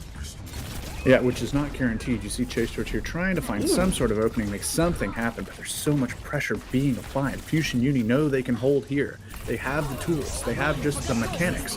The grab coming out and the Transcendence cancels. Wow, it's not going to be able to protect the Holy Pig, who will be taken down by the Pulse Bomb. Kinesion pantsers back with one of their own. That's Shockwave out of the fight, and we are back to trade central here. But Jekaru now has the Primal Rage online and just gets chunked into oblivion. A lot of damage coming their way, and that is the value that the Zenyatta brings. But we're still very close to the overtime push here, and nobody is currently on the card. It's going to be a last-second contest here for 4th Dimension. Now with no ults to their name until Froki can bring this online. Shockwave with the high noon. Oh, just as Froki gets through with it, and now they're not going to be able to bring that sound barrier to bear. The D-Mech comes through, Aerial's down. Recall forced out from Kinesion, and that's going to be as far as the payload goes. There's a line in the sand here, Thibault, and it's just shy of the point B cap for Fusion University to take the series. Right. There is match point. There is series point here for Fusion Uni. Jkaru with that swap onto the Wrecking Ball in the last seconds is actually pretty key. That little knock up into the high noon, a little cheeky play, but it got the job done. That provided an opening that Fusion Uni needed to decisively end that fight. But a great hold from them overall, I think. Like, 4th Dimension would trade back and forth with a few picks here and there, and the spawn advantage was relatively even, maybe favored Fusion Uni a bit, but they hardly needed it because they were really showing up consistently, positioning themselves intelligently around the point, always contesting, but never really like having everybody all in one place to get chunked down. And despite some great individual performances, Fusion Uni are showing that they are earning their spot, let's say. Yeah, and again, it feels a little bit like we're trying to find gold stickers for 4th Dimension, right? But any game where you are, like the Holy Pig in particular, like where your Genji has been the linchpin of taking down a team of Overwatch League players in a fight-on-fight basis, that is definitely something you want to be holding on to as a high point, because there's a world here where Fusion University just 3-0, 300-0 the entire thing, and 4th Dimension never get a look in. That's not happened. And again, honestly, just the pride that these guys need to take in the performance against Fusion University is bigger than you might expect. Oh yeah, you know, win or lose or stomp or no stomp, I'm walking away reasonably pleased if I'm 4th Dimension. Yeah, it's not a win, and competitors really value, like, you know, if I don't win, it's not that great, but like there are so many positives here for this team. And as we get on to this first defense for them, as Giallo comes in close on Chase Torch. Just with the health and the mobility and the overshields that a Wrecking Ball has, you cannot afford to be the first man in the fight. You're such a big part of the team plan, and Chase Torch just gets absolutely brothel stomped here. Is back nice and quick, gets another run through, but not close enough to an ult to really make a difference here. And we're already 2 ticks down on the point cap for Fusion University, and this has been way quicker than 4th Dimension managed. Yeah, and I feel like Jkaru on the Hog seems to be the perfect answer to Chase Torch's Wrecking Ball. Like the entire strategy for Chase Torch, right, is to just be Wrecking Ball, run straight through and disrupt and move people around, but you have to consider your approach a lot more carefully when there's a Roadhog on the field. So it's forcing Chase Torch not to play as aggressively as he would like, when all of like the effectiveness of running that Wrecking Ball for 4th Dimension has been Chase Torch getting in deep and making pick plays happen in the backline. You cannot do that with a Roadhog standing guard. So now 4th Dimension forced to reconsider their approach a little bit with not a lot of time and not a lot of space to do it. We'll see the Tracer 1v1, both forced to recall the Pulse Bomb out from Kinesion, whilst Charlie hangs on to theirs, ready for the next engage. Funny Astro on a tear now with the rally, receives the bubble, happy to press on forward here. very hard to kill in this situation and buy in a ton of space. Little mini tank here on the breach. Yep, and Chase Torch goes down again. Gosh. Shockwave getting the pick onto Draco. There's so much momentum for Fusion University. Kinesion on the Widow gets the counter pick, but this grab, they are not letting up. Fourth Dimension is not letting, Fusion Uni, excuse me, is not letting Fourth Dimension breathe at all. Okay. A couple of bright spots here from Kinesion, turning on the lights. Finds 2 picks, but Hikaru is slow-mo surfing that payload into its final destination. Hikaru misses the hook, another sound barrier from Froki buys a little more surety for 4th Dimension, but maybe not quite enough as the Electric Cowboy comes online. Shockwave with a roll and fan the hammer, finds a couple of picks. And 4th Dimension are now really starting to stall this out here, and they've got some great tools to make this contest just that little bit harder. Yes, they've lost players, but a minefield is going to stop the recontest coming in from University and buy a little more time for the rest of 4th Dimension to get back in and keep this going. The Holy Pig coming back in here with the Dragon Blade could be the difference maker. There's no defensive ultimate on the table, but right now there are only a handful of players per second available for 4th Dimension to keep themselves on the point. Charlie trades themselves out with a force bomb here, and Hikaru makes some moves with the whole hog, blasts the Holy Pig into the line of fire as Shockwave lands the hook, gets the D-Mech, there's the high noon, there's the kill onto Aerial, and it is just Chase Torch trying to keep us alive a little bit longer. Froki on the same bit of copium, runs it down, and Fusion Uni put that 3rd point on the board and win out the series.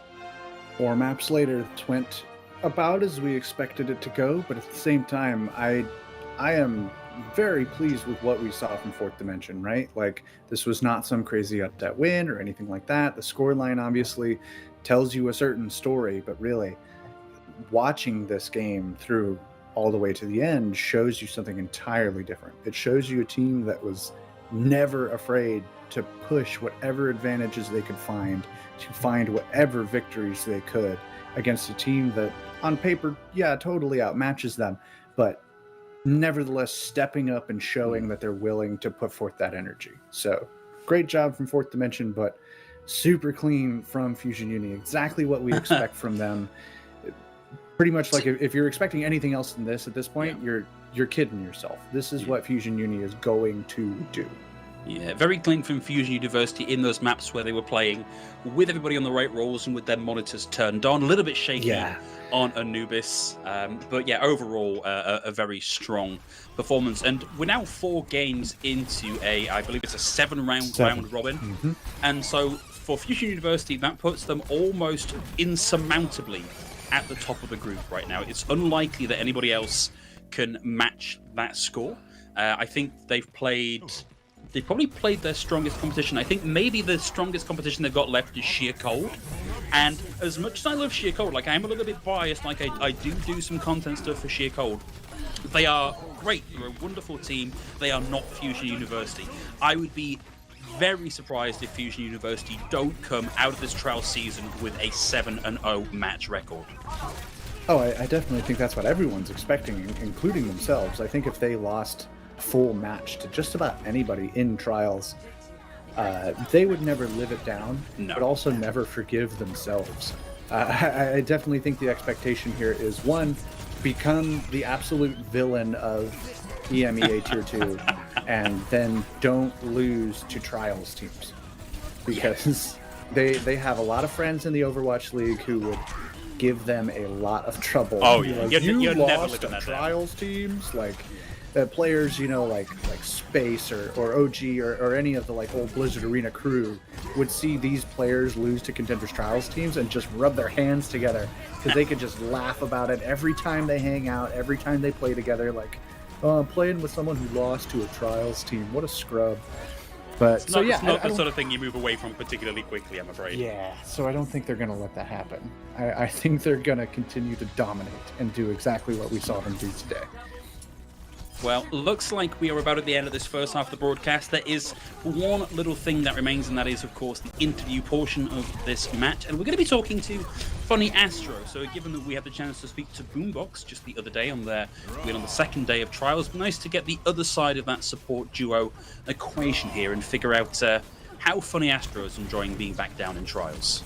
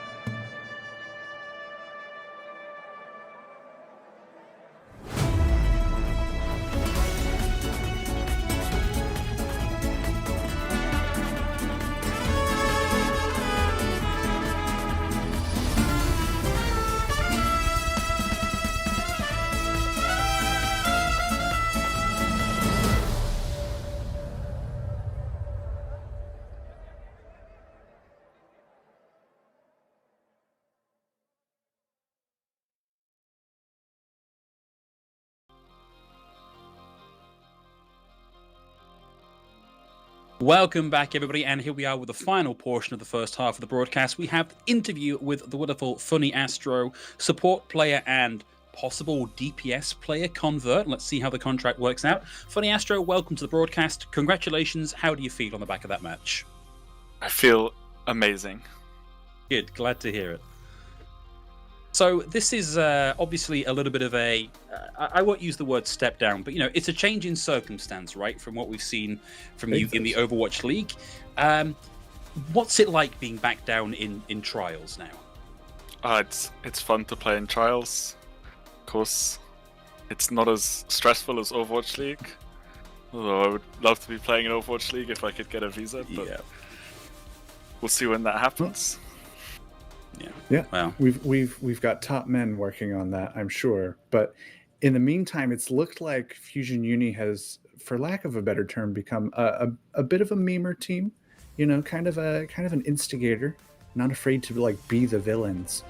Who on the team is kind of like making the push the hardest? Just like, come on, guys, we're gonna go touch spawn door, or we're gonna swap roles. Like, is that you or somebody else on the team? Like, how's that going? To be honest, I just really wanted to play DPS. I usually never troll. I'm the least troll person on the team, but I played some DPS earlier in ranked and I was really feeling it. Just wanted to whip it out against Fourth Dimension. Nice. Well, yeah, we may have on broadcast had a bit of a, look at that, he's only hit 2 out of 3 of his shots, couldn't find the kill, and then seen you get a 3k on Anubis. So clearly not to be sneezed at as a DPS player.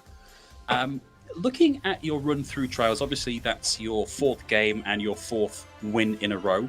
Looking at your 3 next opponents, is there anybody there that you, maybe not worried about, but like you are in a position where you're going to have to take them seriously? Or do you think you can just spawn door your way over the next 3 games? I think we can spawn door our way over the next 3 games. Maybe through the rest of Contenders as well. Right, that through the whole thing. Okay. That was going to be my next question, actually. Do you think you can hold that against teams like British Hurricane, Choose Money Crew, like all those teams up in actual Contenders? But somehow I think I knew what your response was going to be before I asked. Yeah, I think there's a chance we can pull it off. Okay. Well, we'll be tracking your progress through Contenders, because I can't see anything happen that stops you getting up into Contenders for the next month. Yeah, we'll see how you make that happen over there. Honestly, we've kind of seen Fusion Uni dominate every day so far. I feel like there's not much we can ask you from a strategy point of view. Like, why are you running this? Why are you doing this? Because I get the impression you guys can kind of run whatever you feel like. Whatever you want. Yeah, I think maybe what is an interesting thing to talk about is you're not an entirely Overwatch League team, although arguably maybe an Overwatch League caliber player on every role. What's it been like picking up Jkaru and Giari or Sugarfree? I'm sorry, what was the question? Oh, sorry. What's it been like working with 2 players who aren't up in the Overwatch League, who maybe don't have the same breadth and depth of experience in Jkaru and Giali? It's been really good. Of course, for a while we've been scrimming with Jkaru just for fun and for some practice. And Sugarfree, of course, I've played with before. Sure. And he's that's a really good player. Real throwback, yeah. Way back. Yeah, they're both amazing to work with. They're really talented. And what's that reunion been like, actually? Going back to meeting with Sugarfree again. Obviously, you guys go way back to like Atlanta Academy days. Like at this point, years and years. It's been nice to spawn camp some teams with him again. It's always fun. Yeah, bringing in that selfless energy through and through. Well, excellent. I'm glad you guys are having fun. You mentioned, that's really how the game should be played, but I'm glad you guys are getting the opportunity to just have fun, stay sharp, lick some spawn doors, even though we're in a pandemic. I don't know if I recommend that, but I don't think I can stop you either. So either way. Okay. Well, Funny Astro, it's been really great having you. Thank you again for coming in and talking to us on the interview portion. One last question, which is, before we let you go, anybody that you would like to give a shout out to, say hi to, or talk about whether they bribed you or not? Of course, Chris is standing behind me right now. He's looking very menacing at me if I don't say anything about his amazing coaching, about how he carries the team the whole way through. So just have to give that one in there. Okay. Well, enjoy your $50. Spend it well. I don't even get $50. He scammed me. No. Oh, wow. Oh, you worked for free? Come on, Funny Astra. You got to be better than that. First rule of working in esports, never work for free. That's right. Negotiate. Yeah. Oh, well, again, Funny Astra, thank you for joining us. We'll let you return to your team and discuss who and what you're going to spawn door camp in tomorrow's games. And for everybody else watching, thank you very much for joining us for the first game. We have another game coming at you very shortly. Olden Board versus Sheer Code, and we're back with you with all that action in just a few minutes.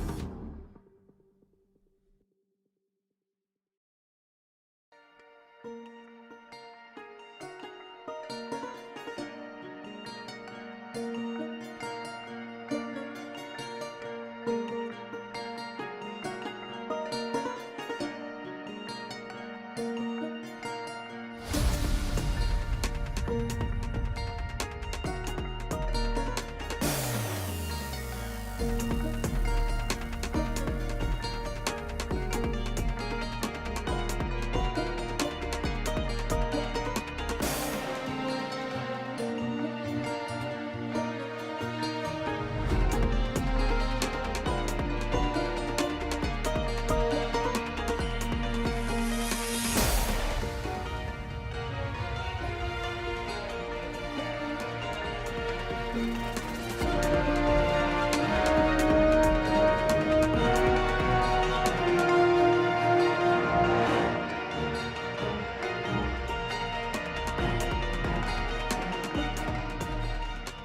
back, everybody. And Thibault, I've been giving it some thought, and I've decided that magnanimous so-and-so that I am, main tank players are also allowed to enjoy today's broadcast, not just off-tank players. So tank players generally enjoy the broadcast. Everyone else sit there in silence and let them enjoy it, please.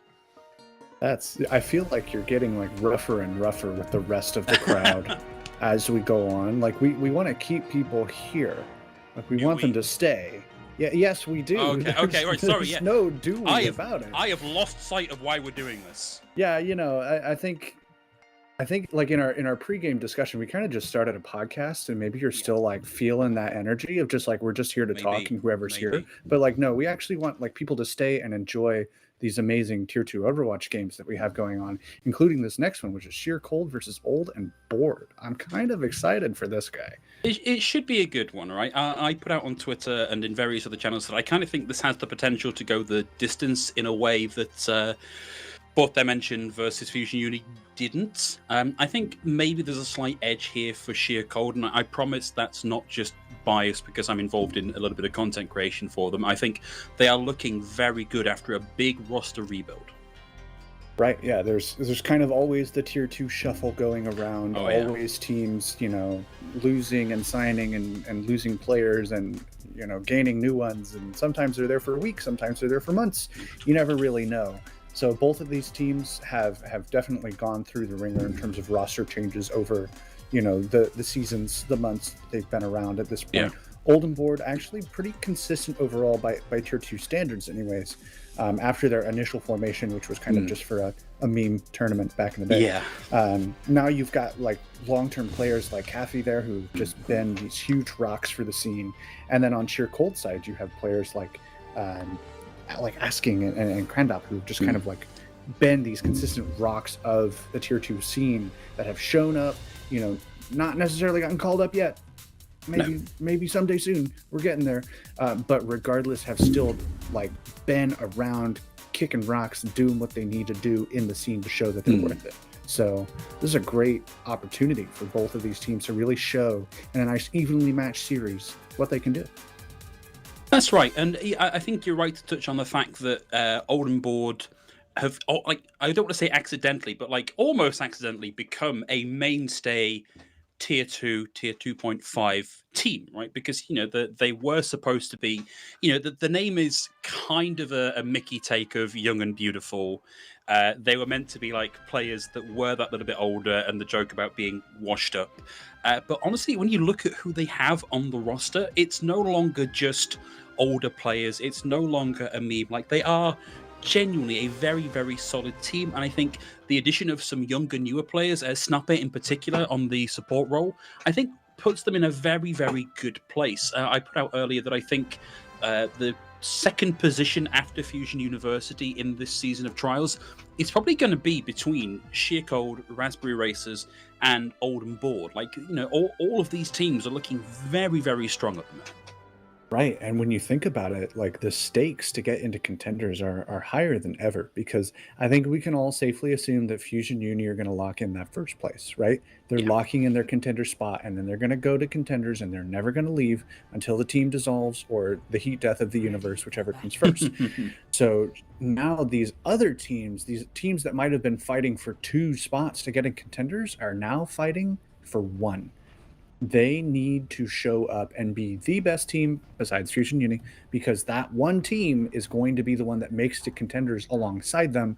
Again, assuming some obvious math that we're all going to assume for the purposes of this metaphor. Now, though, getting on to Oasis, starting at University again, you see Hydrangea on the Doomfist to start, asking on the McCree, not a surprising pick for him. Sir Gibson also swapping to the Doomfist, so we're getting an actual mirror here of something I wouldn't have expected. No, it's not. And of course, for those of you watching at home that you don't have the behind-the-scenes information, Hydrangea is one of the accounts belonging to Maimon.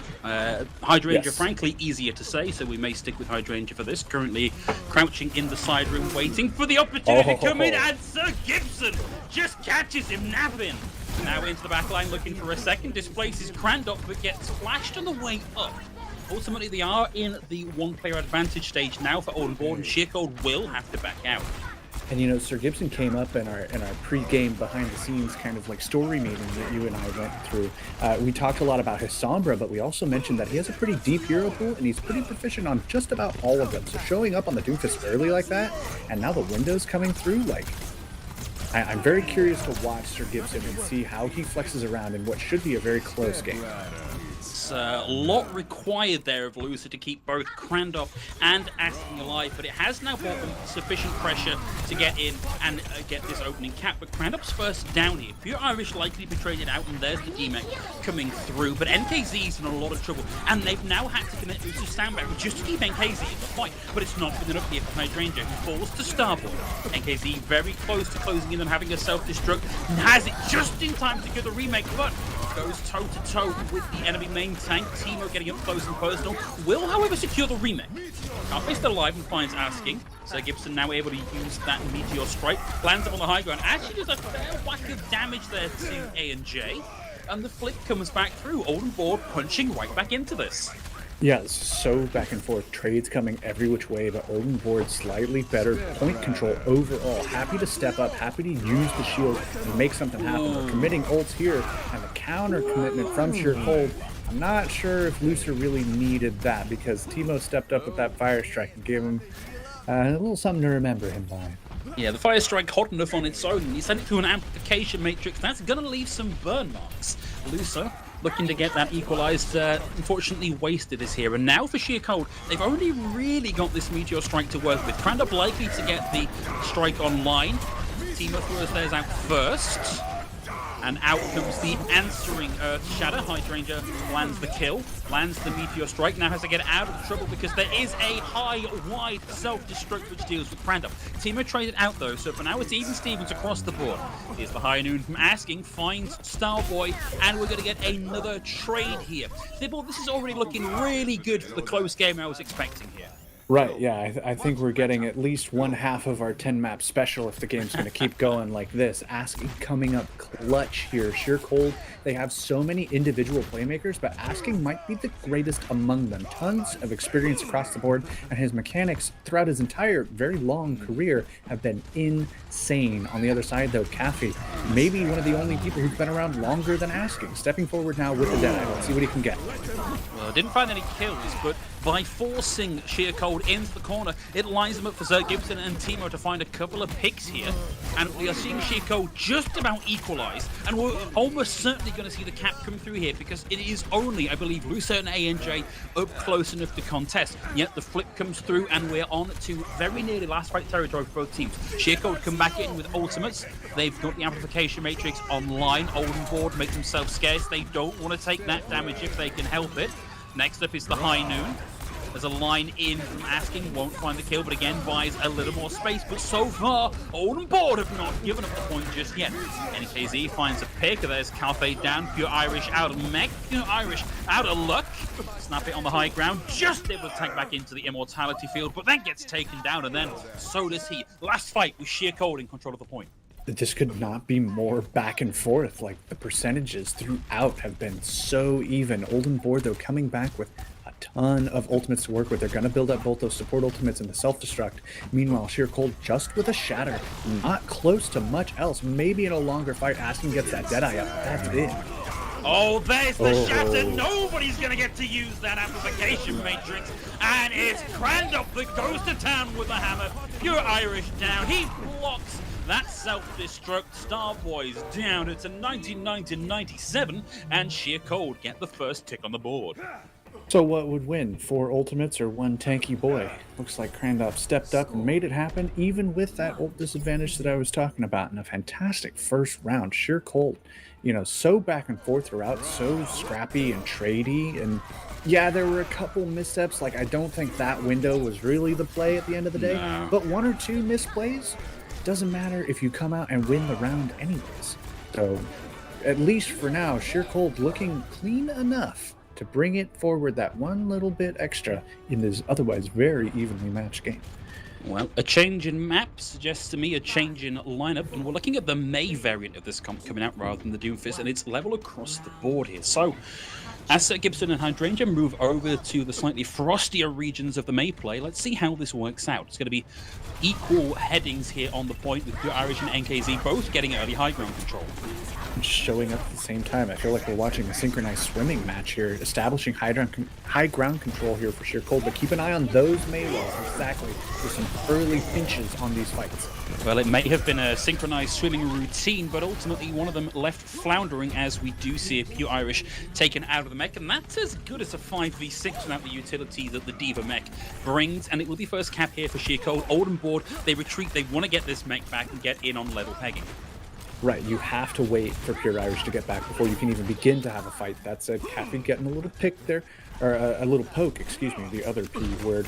70% towards his ultimate, a little farther ahead of asking, but the high ground to deal with is so contentious for Sheer Cold, and these May walls have been clutch. Yeah, that was a big one out there from Hydrangea, but now that it's down, there's nothing to stop Snuffy's amplification matrix from finding some value here. And it will be Timo that finds the first pick. High Noon equalizes. Timo is now down. That's no Reinhardt for either team here. NKZ out of mechs. AKZ act to spawn as well. Pure Irish now demeched as well. Hydrangea closing in on having the Blizzard now online. Cafe finds one and the flippers come through. Sheer Cold, what's left of them, elects not to keep this fight going. Right, it looked initially like Sheer Cold might start kind of taking that their way, but Old and Board just being able to establish right under the high ground on point and getting value out of that hand matrix, like you pointed out, is huge, especially as well as that headshot.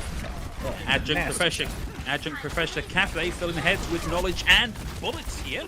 Gets chased down by NKZ, but NKZ gets demeched. Big shield comes through. Will stop NKZ's demech finding anything. And Snubber and Timo get a couple of picks. Hydrangea with a reset. And Lucer desperately trying to keep this alive. Won't be able to manage it. And Oldham Board now in the lead. Nice set of ultimates here. I think they're realizing that the striker high ground right there on that archway was hot fixed out. It doesn't work anymore. Sorry, guys. Old and Board, excuse me, with 4 ultimates online and high ground control. Pretty solid position for them, but we've already seen that doesn't necessarily matter if Sheer Cold can hit some good plays. The rising High Noon. Oh, I love it. But countered perfectly there by Sir Gibson. High Noon good, Higher Noon better. Sir Gibson may have put up the counter wall, but in dropping down to low ground, put himself into the line of fire. So a big race here, and that was hugely unfortunate. Asking just to the extreme edges of that shatter.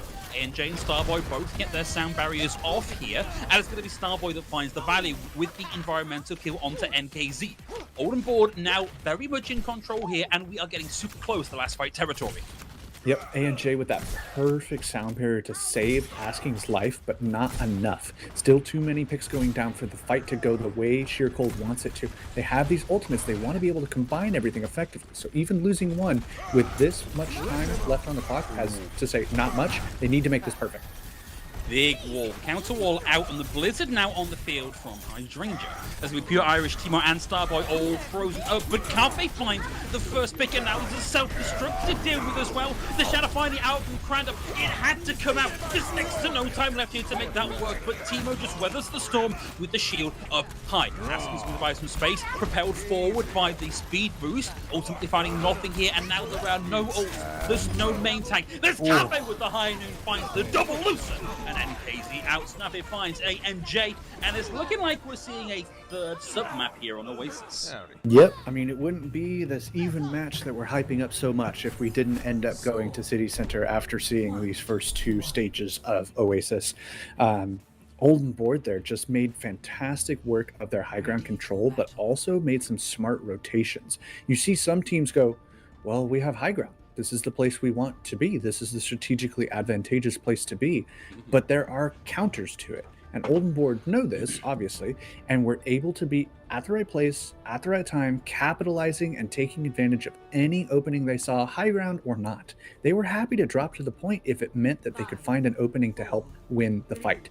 And that is exactly what got them through that stage, and what might just get them through this map if they're smart about it. Hydrangea swapping over to the Sombra, our first non-mirror so far, looking to maybe get some hacks onto the tank line, and that EMP as well to counter the sound barrier from Starboy cannot be understated. Look for that interaction when both of those ultimates are online. Will lose out slightly in the raw damage potential, does not have quite the same burst as Sir Gibson's right clicks on the May here, but hopefully the utility more than makes up for that here. We're playing the lower ground for now. Will allow them to report back a little bit of information and get into a good position here for an early hack. I don't know if Old Board know quite yet. No, we are 15 seconds in. They should know that there's a Sombra on the field and should be Sombra checking. That was a nice dive there onto Teemo. And Teemo nearly falls over as part of that. Will receive the hack, and it's Starboy that's the first to fall. Asking, playing inside the Immortality field, just taps a toe over the line and falls over because of it. Cram still up here. Cafe down, however, and it looks like we've got the numbers advantage for Sheer Code. They push forward through the amplification matrix so that it won't find the value that it needs to find. But Crandall comes up second against Teemo, who finds the kill. Lusa gets a bit of revenge here, takes Teemo out of the fight as well. So Gibson's able to get NKC, and this has been one long, drawn-out fight here. Looks like Old and Board are going to be the ones taking it. And I can respect the desire, to try and get back into a fight, clutch it out with a key ultimate or two. But these Ant Matrices from Lucer, Matrices I should say, have really not been doing it for me. They come in so late, there are already people down, already people low, so it's never enough. And when you have an Ant Matrix out, sure, you have this great big old window to try and make something happen, but that window is also a perfect frame for your delicate body to be shot at. So you really have to think about how you want to be using these and when in a fight, because if you're not getting any value out of that, you're losing so much. Sheer Code had a real moment of opportunity there with the EMP online and Starboy not having the sound barrier online. Instead, it's Hydrangea that gets taken out first, and Oldenboard handily win the fight here. And this is almost certain that Starboy is going to have the sound barrier online ready for this EMP. Right, and that's looking at that again, I do want to bring that up, right? Starboy should be building his ultimate fairly quickly in this next fight, finishing out hopefully in another like 10 or so seconds of actual fighting, and he's going to have to position himself really smartly because Hydrangea is looking for that, needs to make that opening happen. We're at 60% about to 0. Old and Board are about to have all 6 ultimates online, but that EMP will cancel all of them out at once. There it is! And it's huge. It's a 5-man! Starboy gets EMP'd as well, didn't even have that sound barrier online, and Sheer Code on the back of the EMP from Hydrangea, looking like they're going to come back in and save themselves from being 100-0'd here. Pure Irish, luckily hacked out there, so no self-destruct coming the way of Sheer Code, and they will secure the cap. But they're deep into dangerous territory here, Thibble, because it's 78% cap for Old and Board. They absolutely are, but their ult disadvantage is not tremendous, right? It's mainly in the DPS department. They have just about everything else, and Lucer will build up that Ant Matrix quickly. Let's hope they actually get value on this one, because the last couple that I've seen have not been it. Even so, plenty of opportunities here for Sheer Code to maintain their hold. The sound barrier could be huge for them, and in general, they have all this high ground and all this space to kind of back up and play smart. Oh no, Teemo early on in the fight finds the kill with the Crider with the Shatter itself, which is a huge amount of damage ahead of that Shatter coming through. After being able to find an equalizer, Teemo now out of the fight as well. Usually we're seeing Ryan traded from Ryan here, but Sir Gibson and Cafe, a little bit of that DPS music, that DPS tune making, find the kills to turn this back in the favor of Old and Board, 79 and rising now. Sheer Code just have this one ult. They've nearly got the high noon, but they've got to move, and they've got to move quick. They need to move together. They cannot trickle here. This is not some sort of wrecking ball composition or anything like that. Hydrangea as well, coming close to that EMP. If he gets a good, like, 10 seconds or so to really just blast at a tank for a little bit, could build that and could come in clutch. And the sound barrier, they want to play aggressive here. Old and Board need to hit the gas. Man, that was... Oh, that's actually a real big game changer. NKZ with the eat onto Sir Gibson's Blizzard and Pure Irish out of the mech. Suddenly, there's a sliver of a chance here for Sheer Code as the EMP comes online. Both supports and Pure Irish caught inside it, but it's Hydrangea that goes down. And we're finally going to see Teemo fall, asking with the roll through on the Fan the Hammer. Immortality field down. It's 99 in 57 as Pure Irish finds the remake kill onto NKZ. Sheer Code had a second's grace there, and that second's grace now trickling on down. They are in control of the point, but they are down members, and they don't have the ult utility they need to make this work. Both Lucer and Snappy are even Stevens on having this amplification matrix online. I feel like this is what's going to flip it. Who gets the better one of these? A bit of early damage there onto NKZ as they make the rotation out of the line of fire of that amplification matrix. Lucer hasn't committed. It just comes online now. Looks like it's going to be through that middle turret there, but Teemo finds, asking, NKZ is low, is demaked, A and J is down, and Old and Board with the High Noon from Cafe look to find these last few kills and flip the point. We're not seeing a recontest. That's the team kill bell. Oldham board put the first map on the board. Yeah, it doesn't look like they're going to be able to. Nope, absolutely not. No one quick enough, no one swapping to a Wrecking Ball or anything similar like that. And Oldham board coming out with a statement win here in what was a very close first game.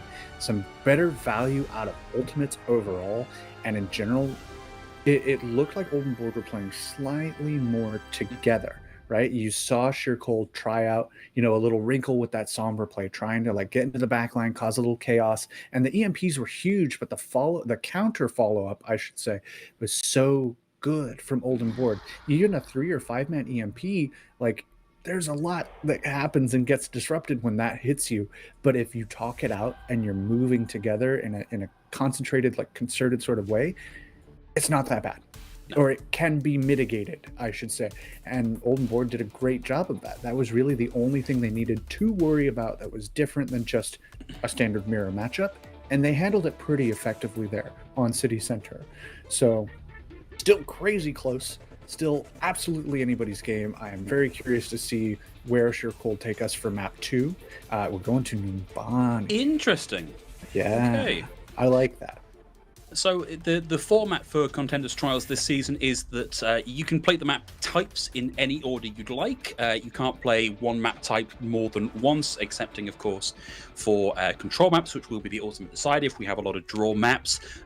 Unusual that we're seeing a hybrid next, and unusual that we're seeing Numbani. I feel like whilst it's a map that I personally really enjoy, I feel like a lot of teams struggle with this map. I feel like it's a lot less solved than King's Row, for example. Yeah, Numbani is it's one of those maps where either you kind of just pick it because no one plays it as much and no one necessarily knows what they're doing, or because you're one of the few teams that does have a plan for Numbani. Mm-hmm. Some teams will come onto Numbani and say, we have this perfect strat. We know exactly what we want to do and how we want to do it and the comp we want to run, and we're going to just take advantage of that and steamroll. So it could be, that Sheercold think, oh, okay, Numbani. I think we've got a plan. I think we know what we're going to do. And they're attacking first as well. We have a side swap here. So Sheercold, I think they really have I think they have a plan. I think they are that team that's like, we have a strat for Numbani. We think it's going to be what's going to give us the edge here, and we're gonna light it up. And I do wonder what that plan is, because a lot of your plan depends on what your main tank feels most comfortable or safest playing. And from long experience of watching both Teemo and Crandall, they are tank players that I think of as fundamentally Reinhardt players. And that's not to say that the other tanks are bad, but I just know that's where their comfort lies. I'm fairly certain Teemo is Teemo Reinhardt on Twitter, and I'm fairly certain Crandop's display picture on Twitter is also Reinhardt. So, I'm not making this up here. And this is definitely one of the maps, I think, where, because of the high ground control, actually running a Winston, winning any sort of dive composition can work it if you've got a niche strat. But if your main tank is primarily a Reinhardt player, I don't quite know how to square that circle. So, I can speculate all I like. I'm sure we'll find out when we're in the map. But it's an interesting decision to me. Yeah, and it might be that, one tank or another feels a little more comfortable on Winston. Maybe Sheercold trying to take advantage of what they perceive to be a Winston diff, as the kids call it. Or they might stick with a Reinhardt. Dive, I would say, is kind of like the go-to strat for Numbani, at least on that first point where there's plenty of high ground to want to take advantage of. But teams do run Reinhardt still. Yep. They'll rush through, the main streets, or they'll go through that little bottom hotel, or even taking that high ground kind of approach. With the right support line and everything like that, with a quick enough engage, a Reinhardt rush can work. Yeah. It's just a matter of what they're going to feel comfortable running. If they want to kind of run, like you mentioned, what we might consider to be their signature heroes, or if they're comfortable enough strategically to go, I'll just play Winston. I can totally play Winston, and I think it will do better here. Of course, while we're just sitting here at our desk trying to figure it out, we're not going to know for sure. But we're getting there. And I think the other interesting wrinkle for me for Numbani is, out of all of the hybrid maps, out of all the hybrid maps, it's the one with the most punishing streets phase. If you lose point A in the wrong way, you get one good fight, and that is it. And that's streets over if you don't win that one fight. And so I feel like you almost set yourself up. If your set play, if your plan doesn't work out and you get rolled off of point A, you can really, really quickly put yourself on the back foot. So as well as being an unusual pick, I think there's the potential here for Numbani to be a dangerous pick. Of course, that can go both ways. It's far from a done deal that this is going to be one way or the other. But we are very close to being able to stop just gabbing and actually show you what the plan is here from Sheer Cold. Right. Yeah. Looking at that set play point you made again, set plays either go very, very well or you never even realize they were trying. Like if you remember the Surefour on Widow on King's Row, the Great Bamboozle, as it's called. Oh, yeah. Many teams had attempted that prior to him doing it successfully. That was just the first one that worked. So in moments like potentially this map where they might be going for some sort of set play or some strategy that they've really planned out. If it doesn't work, suddenly Sheer Cold's like strategic plan and edge might completely fall flat on its face. It looks like we're getting double bubble on both sides. Hydrangea on the Tracer here. But Kathy, meanwhile, is on the Ash. A little extra high ground control and some long-range damage here could be the difference for Olden Board on the defense, but it's very counterable if Hydrangea can get in their faces and really apply some pressure there on the high ground backline. Well, let's see how Sheer Cold intend to make this work. We're going for a push up the left-hand side for now, asking to take a little bit of damage on the way through. That will, of course, be converted into support ult charge, and it's going to be maybe a split push here. I think Hydrangea going up and at least drawing some attention on the point. Dive around the back here from Krandop, and in comes the counter dive. Teemo with a lot of cleave damage already. And of course, they need to be careful, Sheer Cold, moving in this big grouped up unit because that TNT from Cafe is already doing a huge amount of work, nearly halfway towards having the ult on board. And that's a bit of a miss on the dive on the right-hand side there from Krandop. Doesn't hit the high ground. TNT into the window, mostly into NKZ's bubble, and Asking finds the first pick. But now we get both Winstons traded out. It's a hard life being a big hitbox jumping tank when everybody suddenly turns and focuses at you. Sheer Cold with the toe on the point. Now get that first tick underway. Krandop on his way back already, and we may see 2 ticks given over here. There is a little bit of potential for contest now that Starboy and Pure Irish are back. They can stop this third tick coming through, and there's going to be a nanoed Winston. Lucer puts the juice onto Krandop, who starts to buy a bit of space, and the point A is now capped, and it's onto the streets phase. Nice patient push from Sheer Cold there. You saw that kind of like fake out split rotation for a bit. You see Asking on the flank getting the picks, and I kind of want to point out there was this really patient play I saw from NKZ. Oh, never mind. I kind of want to. Wow, that was. What was I talking about again? I don't know, but that was really hard for Pure Irish. No bubble, and Asking just laser focused in. Yeah, and I will actually get to the point. NKZ was so patient with his bubbles for his team and really kept Olden Board from fully committing, because normally you wait, right? You say, okay, Zarya doesn't have any bubbles. We have a great window onto the squishies. But if NKZ never gets that pressure or maintains his discipline, that's a great opening for Sheer Cold, and they've done it beautifully so far. Okay, a little bit of a calm in the eye of the storm at the minute as Olden Board waited the Bob to come on board to engage. And whilst that's drafting a little bit of attention on the left-hand side, the Bob itself not too dangerous. Get the rally and the pulse bomb in from Sir Gibson, which fails to find anything. And Sheer Cold now hold on to 2 DPS ultimates compared to Olden Board's none. Cap is able to find NKZ, AMJ, and Lucer all down. Hydrangea will throw in the pulse bomb, but a little bit late in the day here. The sun is setting on that team fight, and Hydrangea no longer has that ult to play with. It's a reset here for Sheer Cold. Yeah, and I think he was just trying, a lot of times these teams will always try and like, okay, I can clutch this out. If I just get a couple kills, we're suddenly fairly even back in this fight. And it got 1, but it's not really enough. There's another. That one's much more impactful, much more better timed in terms of fighting. And Starboard going down, especially with the rally, is huge. Yeah, that's very unfortunate. There's a huge amount of pressure coming the way of Snuffy, and that's both supports off the table right now for Olden Board, and Cafe down as well.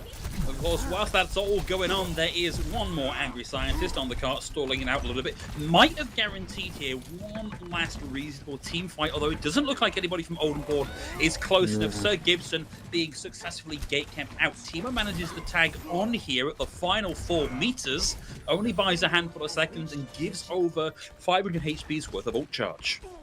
Right, but Sheer Cold, they're Hydrangea's actually doing what I wanted him to do, which is getting that pressure onto the backline for sure, maintaining a great ult economy at the same time. Like, look at the time thing, look at the ults here. It's nasty stuff coming out from Sheercold. The strategy that I was talking about, them having a plan for Numbani, seems to be working so far. Okay, lots of Qs being slammed here.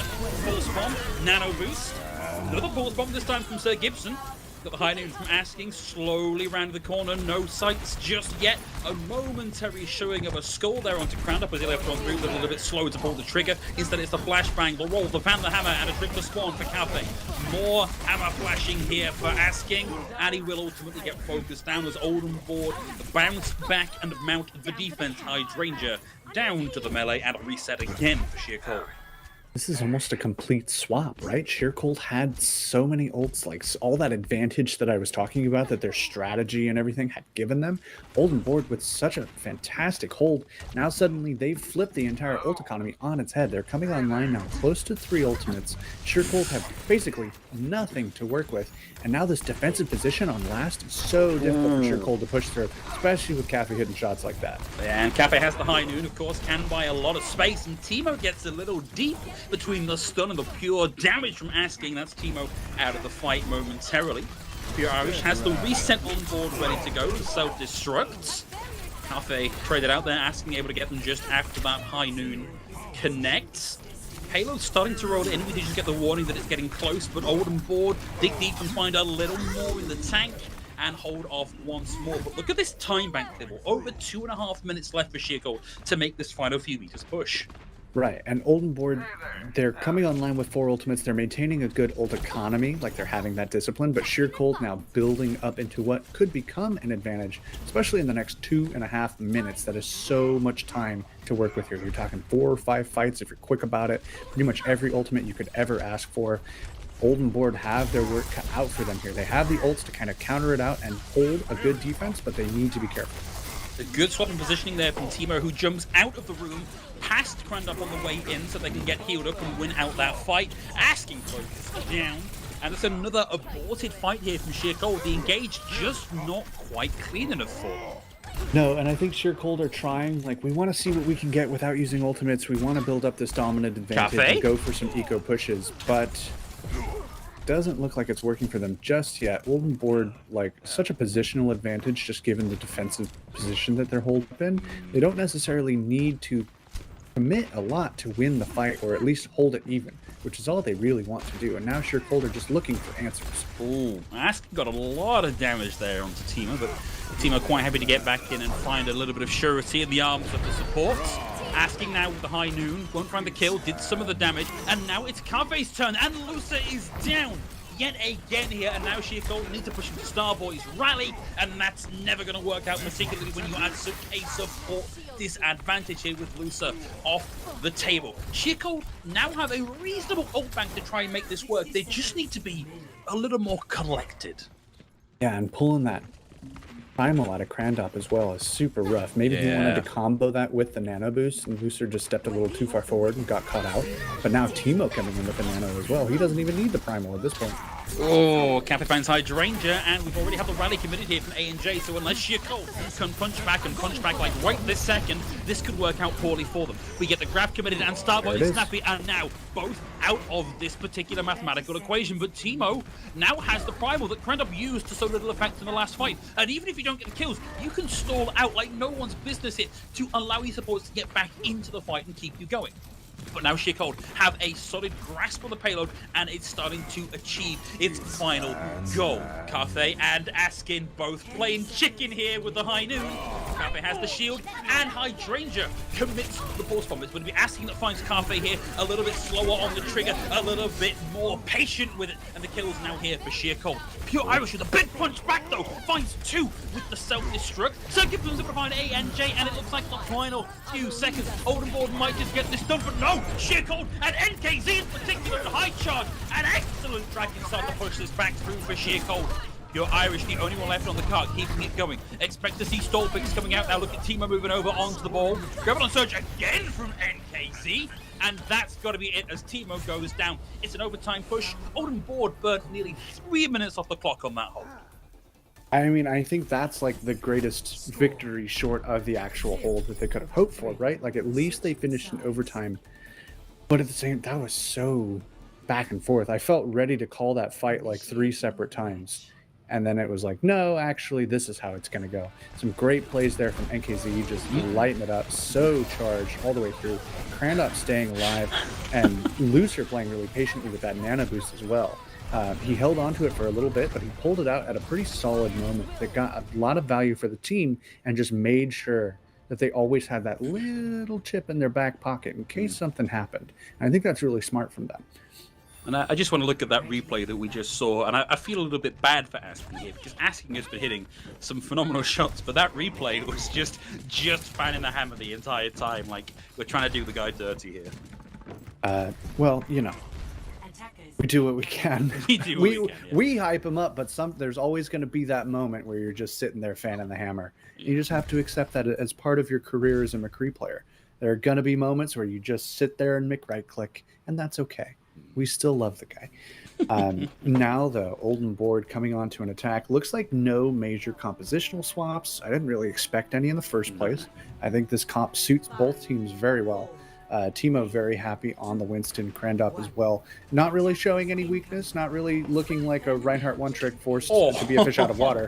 Timo, though, maybe I take that back. He's looking like he's looking a little sleepy on the job there, bud. Yeah, that's a heck of a sleep dart from Lucer. It doesn't do much in the grand scheme of things, but it sends a message. Nonetheless. Sends a message. Yeah, aggravating nonetheless for Timo here.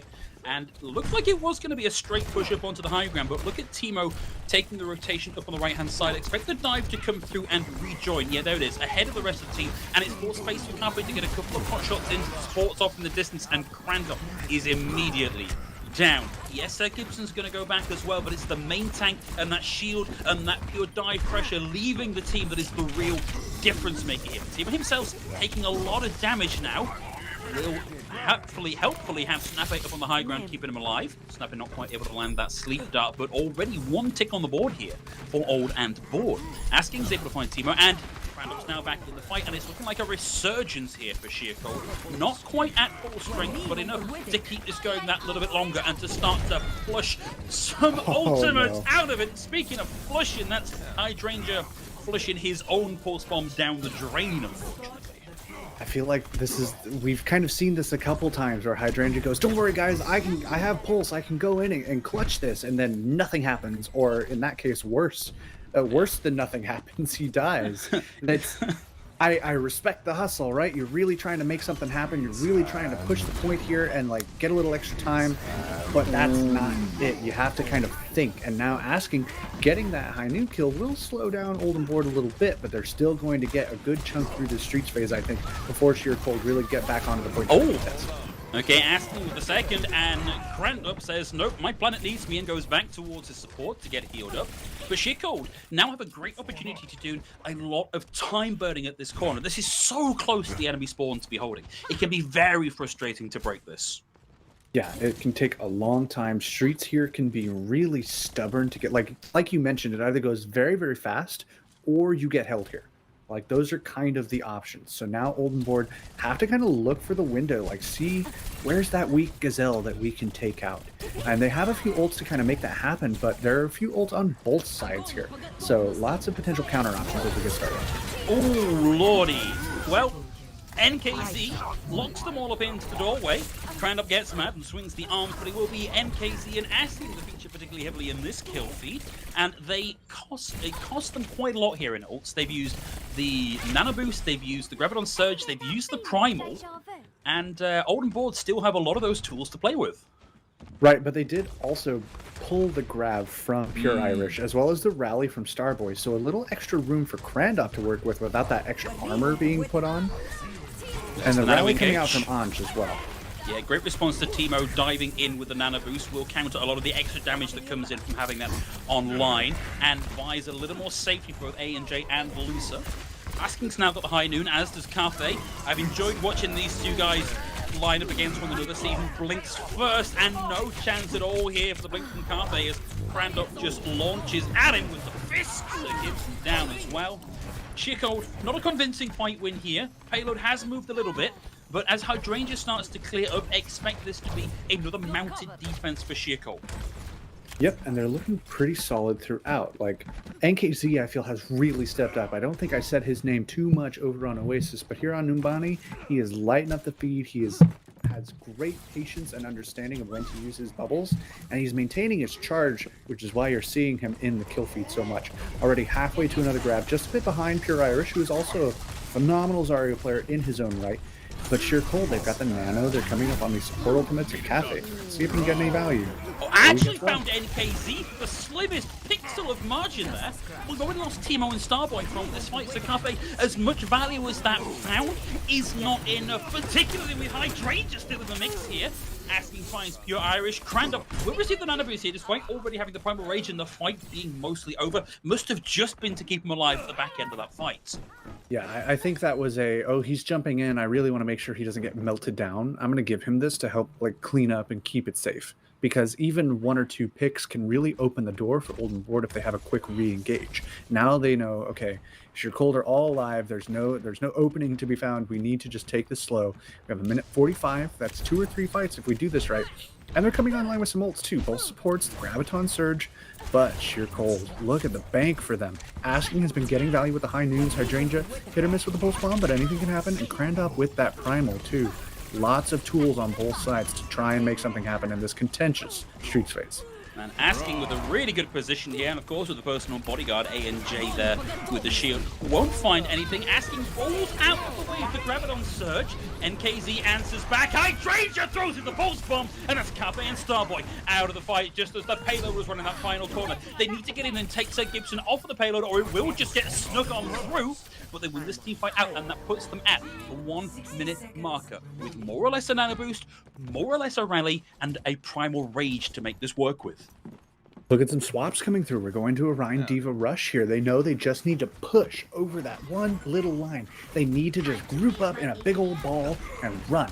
And without the pulse bomb to really hit all of them at once, that might actually work. But they have to be very careful. Hydrangea knows that he can just pick out a weak Gazelle in the back line there and completely dismantle this plan for Olden Board. 30 seconds left. This is their one shot. Well, see Crandall on the low ground with the Primal Rage. It's a lot of survivability, can just burn time off the clock here, but instead it's one more time with the Nano engage, and Cafe finds A&J, who didn't get a chance to use the rally, so that will be here for the next fight. Asking with a roll away from the pulse bomb. Doesn't have the high noon just yet, but has the high ground, and sometimes that is just as important as he takes Snappy out of the fight. Online comes the high noon. Will secure the D-Mech. Flash is there, but blocked by the shield, and that's going to be it. Asking knocked Pure Irish out of the fight. The overtime slowly trickling down the drain. So Gibson with a casual Tomac onto the point, and just 0.77 meters away from getting another bite of the cherry. Sheer Cold take the map, drawing it up in the series. And like we said, right? Sheer Cold, no like crazy set plays or great bamboozles or anything, but it's clear that they were comfortable on Numbani. They had a plan for every section of the map, were able to establish really well there, and just consistently looked like they had the upper hand. Like even in fights that were pretty back and forth, they were able to pull out just that little bit more to keep them on top. And that was beautiful all in all strategically, and this is looking like a very beautiful series. Yeah, it should be a good one. Again, we sort of predicted this may go the distance, and we're at least going to get 4 maps out of this series. 5 maps is the dream. 6 is maybe starting to push it, but another couple of maps at the very least coming our way. That, of course, was Sheer Cold's map pick, and they clearly picked a map that they knew could work well for them, and that worked out for them. But now the shoe is on the other foot here, right? Now, Olden Board get to pick what they think they can make work. Their options are somewhat more limited, as they no longer have the hybrid to choose from. We don't have that map pick just yet, and just to help us build a little bit of tension, whilst we wait for that to come through, we're going to throw it to a break. We'll be back in just a couple of minutes.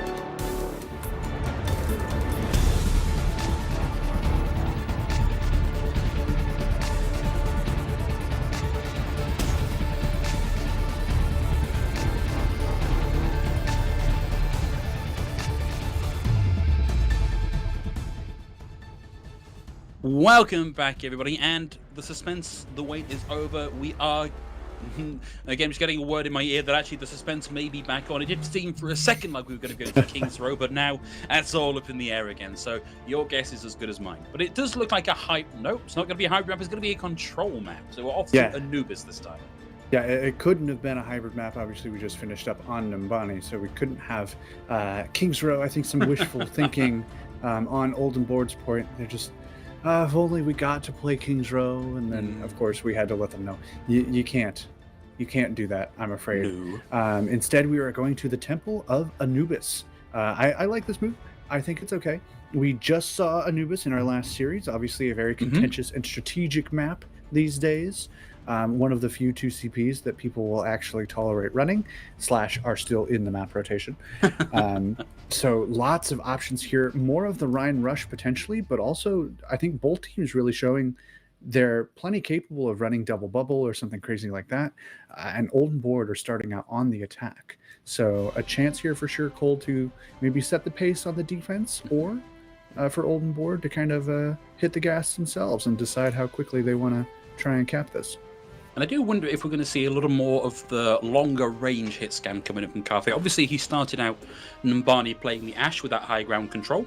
And I wonder, given the potential for like an early dive to buy space for Widowmaker to find value, maybe we see that. Maybe we see him look to find a bit more value with the Ash and the TNT.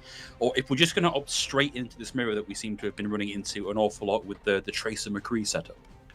Yeah, I mean, there is always potential for Cafe to swap over to like an Ash or even a Widow, but historically, Tracer McCree are kind of his two most comfortable plays. So I think especially on that first point, like you said, with some high ground control, like kind of in contention, having that long range hit scan could be really beneficial for them.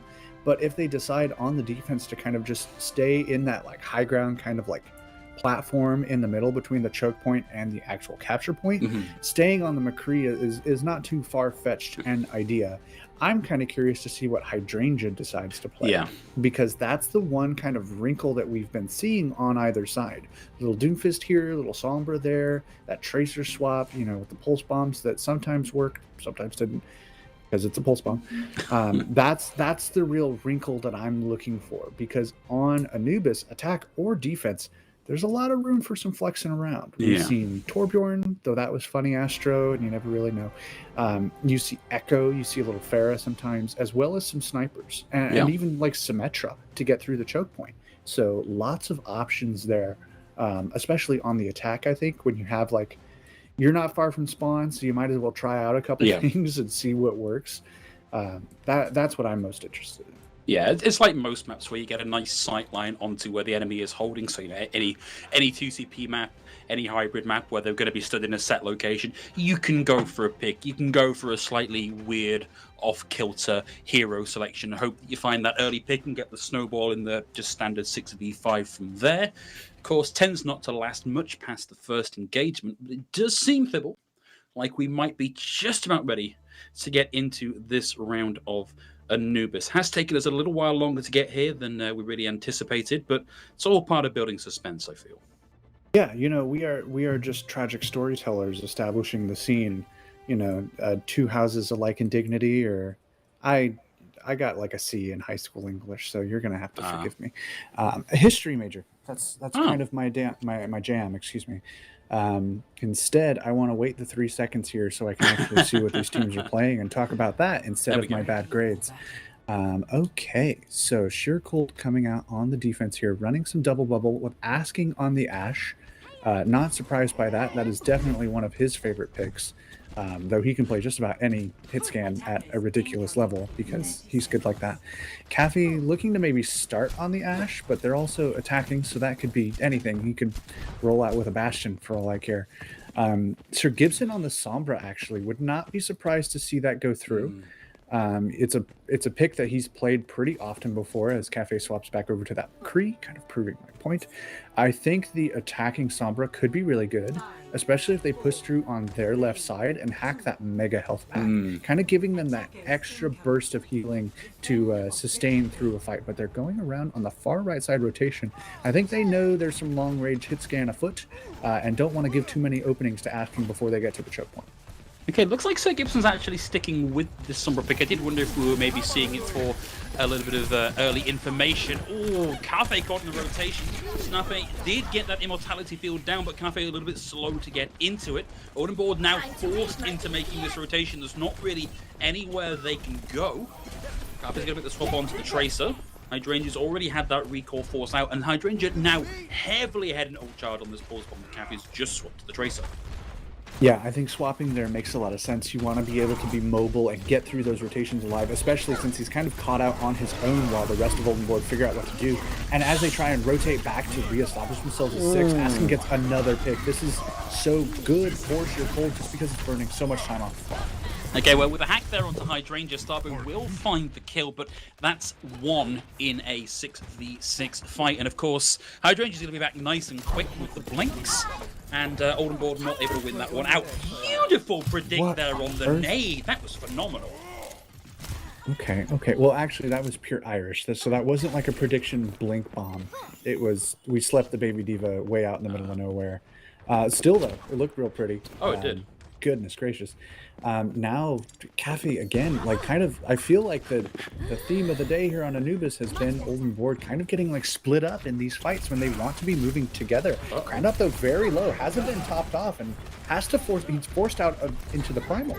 Oh, that is a big come up for the books here, but he's now looking to make use of it. Interrupts the hack, is still on the chase. I think a difficult target to run down. At the very least, will force Sir Gibson out of contention and stop him getting any more ult charge for a few seconds. Asking closing in and having the bob, and the Anubis is out onto Crandop as Asking looks to reposition onto the right-hand side. That's going to be their hack onto Crandop, but he also got hit with the pause bomb there, but ultimately had enough HP to survive through it, I think in part due to the damage reduction from that nano boost. Now Cafe has the high ground, does have the immortality field here, but it's not a great angle and has to play around the dive tanks coming on in. But Oldenborg now have a toehold on to point. They've got almost 2 ticks capped. It's an EMP bomb combo! MKZ and Crandop both down.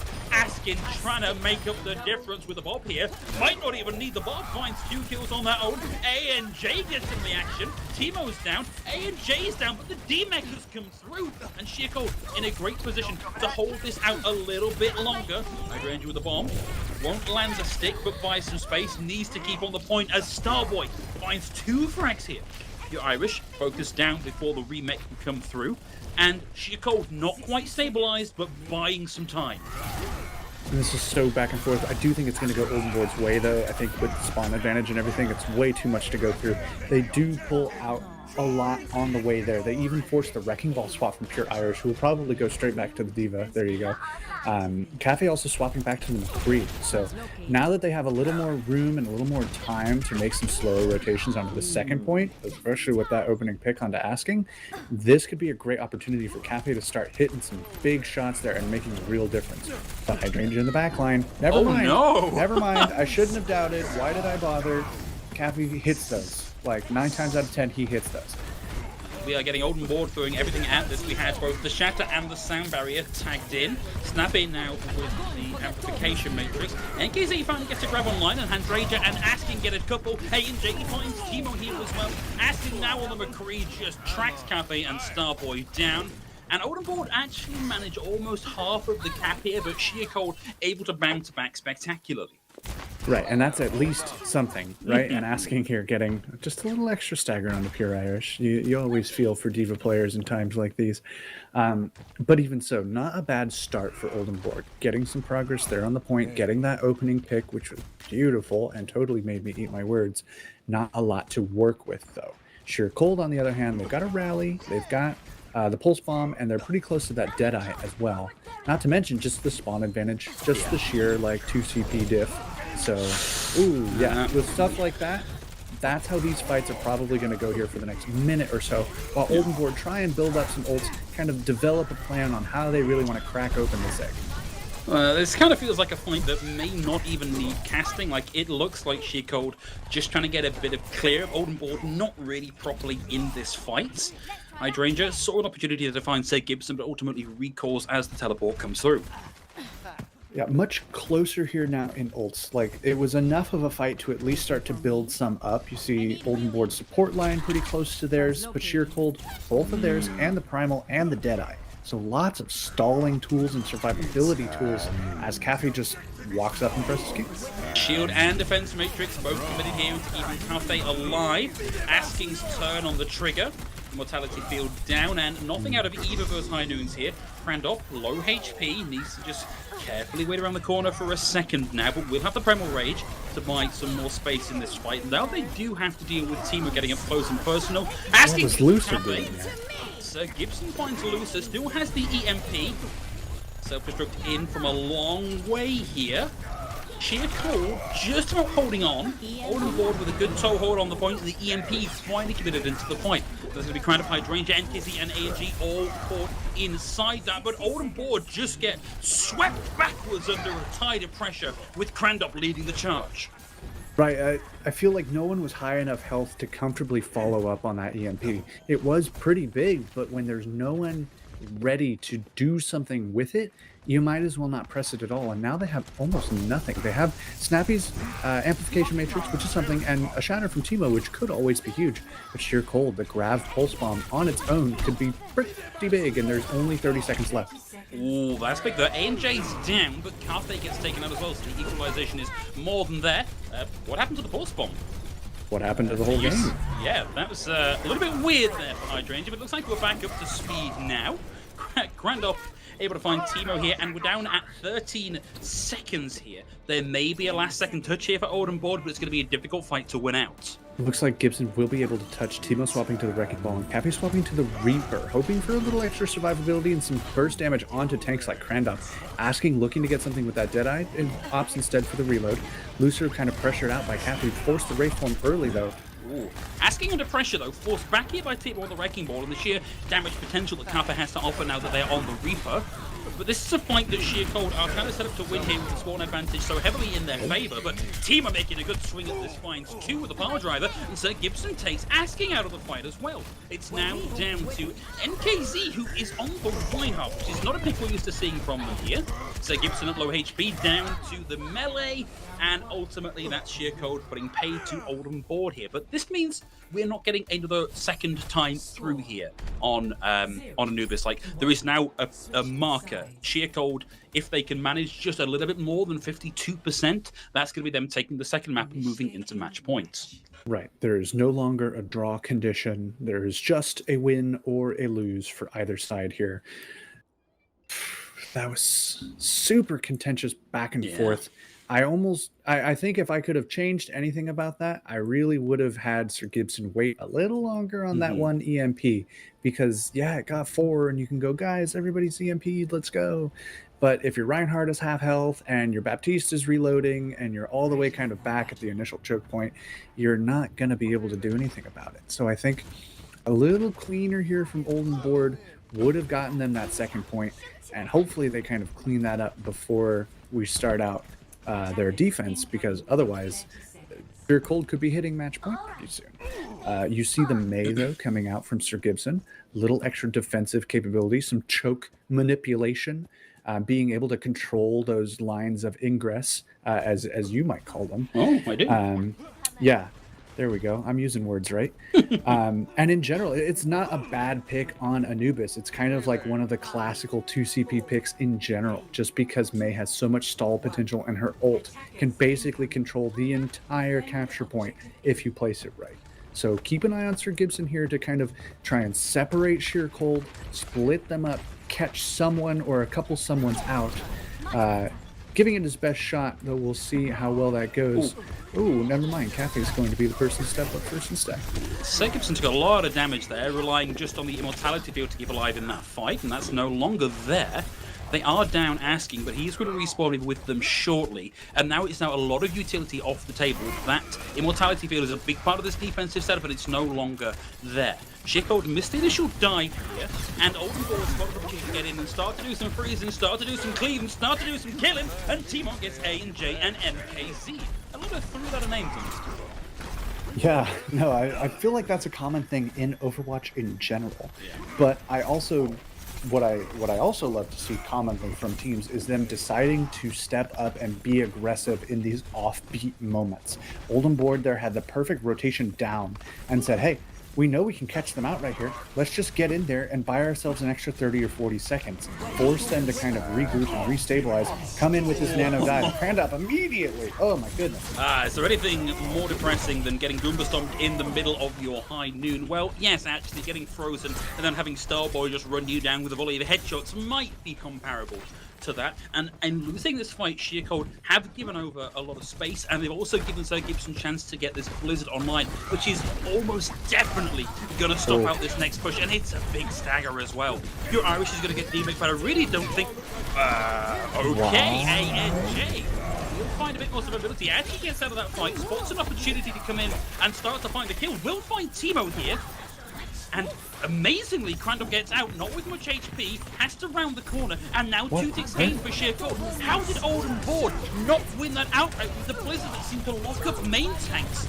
It's all on the back, I think, of A&J actually popping the rally, coming back in and taking Teemo out of the fight. It means that there's very little pressure coming the way of Sheercold. The flashbang takes out Pure Irish. There goes Snuffer, and we're off to point B for Sheercold. So that obviously wasn't a C9 or anything, but spiritually, I feel C9 in this Chili's tonight because, as you mentioned, right, Anj with the rally, which we were super questionable about, but he rotated around, kind of gathered up the rest of the team, and while Oldenborg were distracted, they just kind of walked over, and then they had 2 ticks, and they grabbed everybody up on the high ground so they couldn't come down. They kind of cleaned up the stragglers. Now that Oldenborg were separated, and we're getting on the second point here with an Anubis. Classic Nano Boost engage and forces the force around the corner, allows Sheercold to take prime footing up on the high ground. Though with the self-destruct coming their way, and crucially NKZ is out of the fight, which is a surprisingly big fraction of the damage available here for Sheercold. And speaking of the surprisingly big portion of the damage, it's Teemo with the fire strike that takes out Asking. And A&J Oldenborg now looking for a few more clicks on the way out, and they find it. Lucer down to the fire strike. Hey, I mean, you take what you can get, right? Oldenborg stabilizing here. 4 minutes on the clock, though. And Hydrangea knows. He knows. You're looking found, my friends. He had the information. What can I say? Sheercold with some ultimates. Cafe, though, trying to step up and kind of have that aggressive, like, offbeat, like, tempo. Ooh, but wow, the stick. what an exchange! What a set of exchanges! What a dive out of the fight from Crandall! What a pulse bomb coming in from Hydrangea to turn this fight on his head! So Gibson will ultimately find Crandall, but now Old and Board are being bullied back off the point. Cafe is happy to swap over onto the Tracer to get back into the fight and keep this going. And this is where it starts to get dangerous now for Old and Board. Asking has the high noon in the back, will slow down the recontest. They don't want to put themselves in the line of fire. Starboy does anyway. We'll have Teemo still here. Asking's able to dodge the charge, and we are down to just taking the stall fight out of it. It's a little bit of a strange circus going on at the minute as the game catches up with us, and that's Sheercold moving us into match points. Wow. That was so... I mean, I feel like this is the word of the day, right? That was so contentious from both of these teams. Constantly back and forth. You saw each team trying to force some sort of advantage wherever they could. Cafe saying, let's go, let's step up. I have the Deadeye right now. I can make something happen. I could make that pick happen. Almost getting Krandop's Winston there, just managing to get out of the way. And then Hydrangea says, here's an opening for you, but I got a pulse bomb with your name on it. Out it goes. Suddenly there's this huge opening for Sheercold, and they step right up into it. They establish themselves onto the point. Oldenborg are like separated, like half of them die, half of them are kind of in the back line trying to figure out how to get to point, and they're just picked apart. So Sheercold, they're stepping up in those crucial moments going, yeah, you might try and like find an opening or create some sort of off-tempo advantage, but we're going to punish you for that. And we're going to win the map because of it. This is such a great series so far. I'd love to see that replay because it was almost like it's as close as Overwatch gets to fencing. I feel like with the parry riposte, etc. Of we've got the high noon, Crandop just boops into the far distance, into cover, and then the pulse bomb comes through. And I just can't think of when I saw that many Rube Goldberg machine pieces tick into place to win a team fight for Sheer Cold. Yeah, I mean, just that one exchange in general had so many layers, right? And that was just one fight. We weren't even really able to go over the one where like Andre rallied and we were like, what are you doing? But then he turned around and grabbed everybody again, and then it worked out for them. Like in a standard game of Overwatch, you expect certain things, and a lot of these fights are not giving us what we expected. They are instead surprising us with new and creative and crazy things, which after 5.5 years of playing, counting the beta, is always a delight for me to see.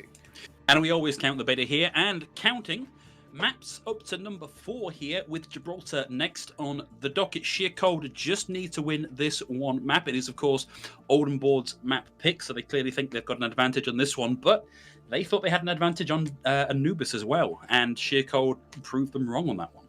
Right. This is another double bubble sort of map. This is another map that really favors high ground control, like on Numbani, and Sheer Cold kind of had the answer there too. Gibraltar, topographically, very different. But at the same time, a lot of the same like fundamentals are there. In the second phase, in that shuttle phase, having ship control and jumping onto the high ground and maintaining your space there is super important. But there's also space to run compositions that favor turtling on the point or rushing down a single target. There are many options here on Gibraltar, though I'm kind of convinced that we're just going to keep seeing double bubble. Yeah. That seems to kind of be the flavor of the day, which is fine. I love the composition. Oh, yeah. But now we have to see, like, is Hydrangea going to keep running it down on Tracer? Or are we going to see more like a Doomfist or a Sombra? Is Sir Gibson going to run the Sombra? Or are we going to see, a change up there? Is Cafe going to go for some long-range damage? Or is he going to stick with that McCree? Like, there are tons of options there. There are jets flying over my house. Excuse me if there's some background noise. But, it's setting the ambiance for going to Gibraltar, which is a space shuttle port, I think. Consider this accurate background noise. There we go. Well, thank you for helping us with the general immersion here on broadcast. We didn't ask for it, we didn't expect it, but we do appreciate it. I kind of want to come back to talk about Hydrangea, or W. Maymone, or Maymone, as they're actually normally known. It's actually been a real revelation is the wrong word, but a player that I've traditionally associated with like the more classic flex DPS picks, and I'm thinking in particular the May and the Doomfist. To see them actually have a really solid Tracer who is winning out those 1v1s the majority of the time has been quite a nice change to see. It's proof that actually that hero pool is more varied than we initially thought, and that might actually be quite the property to keep an eye on for Contenders moving forward. Right, yeah. Having a flex DPS with a good Tracer is nasty business. Yeah. I know a guy named Yaki who can do some pretty crazy things with that. And I think within the past couple of years, that's become a real commodity for flex DPS players to develop. When you need to have a consistent hit scan player, like the McCree, like Ashe, like Widow sort of player, you can't also have them play Tracer. Yeah. You need someone else who can pick that up and really run with it, because Tracer has such huge carry potential. You need someone who can get some major value out of it. And right now, Wamaimon or Hydrangea or whatever the heck name we're going to choose today has honestly been showing up very well. Like, yeah, I kind of egged on his pulse bombs a couple times, but they're pulse bombs. Even Prophet sticks the wall more often than not, like I'm not, I certainly don't mean to rag on the guy, because he's had some amazing bombs and some amazing plays in general, whether or not he's using his ultimate. And on Gibraltar, there's definitely opportunities for players like that to shine. So I'm very excited to see if he can kind of keep that up here as we get into potentially match point. Well, potentially the last map here. Again, Olden Board's choice. Going on to Gibraltar. Looks like we're getting double bubble from at least one side here as Sheer Cold start the defense. And, this is a not necessarily the double bubble, but like tried and tested is high ground control, hold blue box, send somebody down to keep this contested. And that can be either Crandall or it can be Hydrangea here, and just be a threat from the high ground, right? Olden Board are almost going to have to mirror this and take that away from Sheer Cold. So obviously Olden Board are attacking. We have no idea if this is what they're going to go with, but this could be an interesting wrinkle too. Sir Gibson on the Symmetra. Maybe just an early teleporter to get them somewhere. But if he sticks with it long term, he could establish some really interesting flanking routes for the team to take advantage of. So let's see how long he sticks with this pick. Oh, No, they he swaps. knew Crandop was there, but he still finds wow. the kill. Snap is down. They must have seen him jump, and that's what the teleporter was there for, to flush out that play from Crandop, and it just didn't work. They weren't quite quick enough with it, and the supporting fire there from Sheer Cold was just too much to overcome.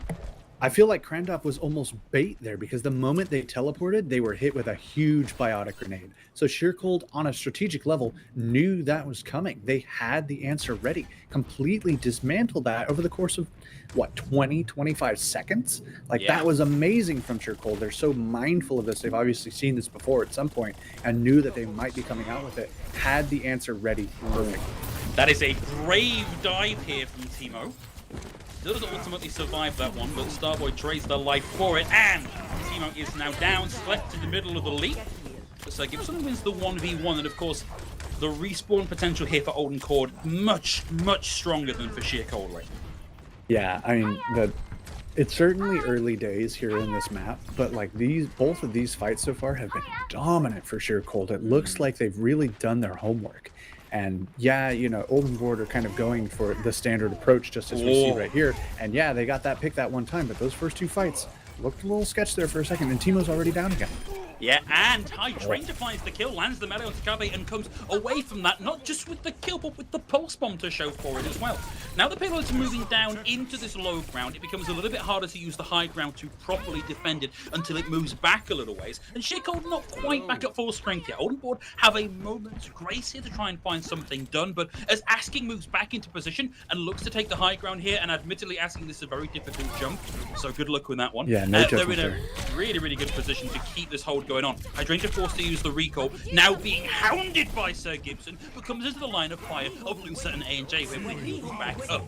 Now it's the nano boost out from both Snappy and Lucer, but a whole heck and heap of stun comes the way of Teemo there. Will survive through that and get the Primal Rage online. NKZ commits the Graviton Surge here as well, but it's Teemo that finds the pick. Lucer taken out of fight, and a huge chunk of the sustain off the table now for Sheer Cold. It's down to the over rally armor that's here from A&J to help the team survive that little bit longer, and down to Crandop to commit this Primal Rage to keep himself in the fight. He retreats back to the safety of the team, waiting for Lucer to come back in, as Asking finds the high noon kill onto Sir Gibson, but now Cafe has the high ground, makes the rotation into the server room, but it's not as safe there as he might like to think. Holds on to the high noon, but there is so much damage coming his way and his team's way. He'll get the pick, but he is very much in a losing fight here, and that is it for Cafe. Hold here for Sheer Cold. Oh, and Asking, just in case there happened to be a sniper hanging out somewhere, had to quickly move his head position back and forth. That's definitely what that was, and nothing else. It looks like Sheer Cold are kind of starting to feel themselves a little bit, right? Getting some momentum from that last map. It was a really solid performance on Anubis, saying, guys, I think we can really make this happen. We can finish this right now. That's a big pick. That Graviton Surge locks Crandop in place and takes him out of the fight. There are no ults here for Sheer Cold. Oldenboard have the rally currently running, and they've got Cafe's high noon available to them. Will at the very least buy them some space to get back onto the cart and keep this going, but we're now into the final 30 seconds. And if Oldenboard want to make something happen here, they've got to start making it happen right now, because Asking has the high ground, and we've seen what this guy can do with high ground control. NKZ has the grab, and is immediately locked into the fight, but Cafe does not blink in the face of danger, pulls the high noon and takes Lucer out of the fight. Asking pulls that own here, but doesn't find anything, and now he's being severely bullied. But Crandop and NKC been able to get a couple of kills. Pure Irish fights back, takes A&J out of the fight, and Crandop and Teemo in lockstep with one another, find the melee kill onto the opposing McCree. But Sheer Cold have the numbers at the end of the day, and Sir Gibson is left dancing around the cart and can't quite make that hold work. Overtime ticks down, and that's as far as the payload is going to go. One good push to the end of point A here for Sheer Cold will see them take the series. Wow. That was fantastic from Sheer Cold. I feel like they consistently had the answer right from that beginning fight with the biotic grenade right under the teleporter. It looked like Oldenboard had so many okay, we're gonna try this, and Sheer Cold said, yeah, we know about that. Oh, okay, well we're gonna try this now, and said, no, we've seen that. That's easy. No. And they did that 6 times. Like every single time they had that sort of answer. The huge grab in the server room, the answer to every rotation, applying good pressure onto the cart, keeping it from going too far. You know, a lot of times on that first point defense, sometimes you'll kind of forget, like, oh, we really want to hold high ground, but the cart's moving, and then the cart gets a little too far, and it gets a little too hard to defend, and that's how you lose that first point. But Sheer Cold maintained their composure, always had an answer, always had someone on the point, just keeping it honest. And this is a great hold. You see the little green box of victory over there? It is not that far. So if Sheer Cold can get some good opening picks here, just maintain the momentum that it looks like they've had pretty much since Anubis, this could be over real quick. Old and Board have a lot to do here, a big hold to make, and not a lot of time to work with. Well, we've seen full holds. We've also seen the fuller holds. We're not out of the woods yet for Sheer Cold, but you're right. If they keep this momentum going, it's going to put them in a very good position. This is interesting from Sheer Cold. Crandall momentarily there on the Diva, now back over onto the Winston, I guess maybe to try and absorb some of that initial damage coming through. Teemo jumps onto the high ground, displaces Lusa, and NKZ finds himself still in that fight. Teemo looking healthy, in control of the cart for now. Gets the drop there onto Crandall, but has to leap out of the fight. And for now, Teemo more than happy just to stall out the cart. Jumps up onto the high ground, will get a couple of displacements here, and ultimately he's probably going to win out that 1v1 versus Ange. So Gibson finds Hydrangea here, and so far Old and Board with the momentum firmly on their side. Right, pretty back and forth here, but I respect what Old and Board are doing, because this is what they need to be doing. They need to hold up really far forward, so even if they lose this fight, they have time for one more. They cannot give up any space for free when they have so little space to work with, and their dives are looking really clean. Yeah, that's really coordinated looking there from Teemo and Pure Irish. Beautifully timed on the bubble. And the payload just completely stalled under this first bridge.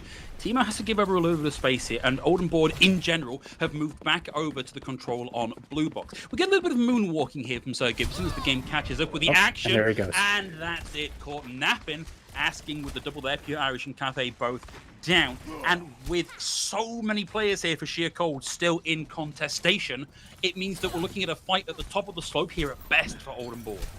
Right, but at least they have the chance to recontest, right? Because they had that really forward hold.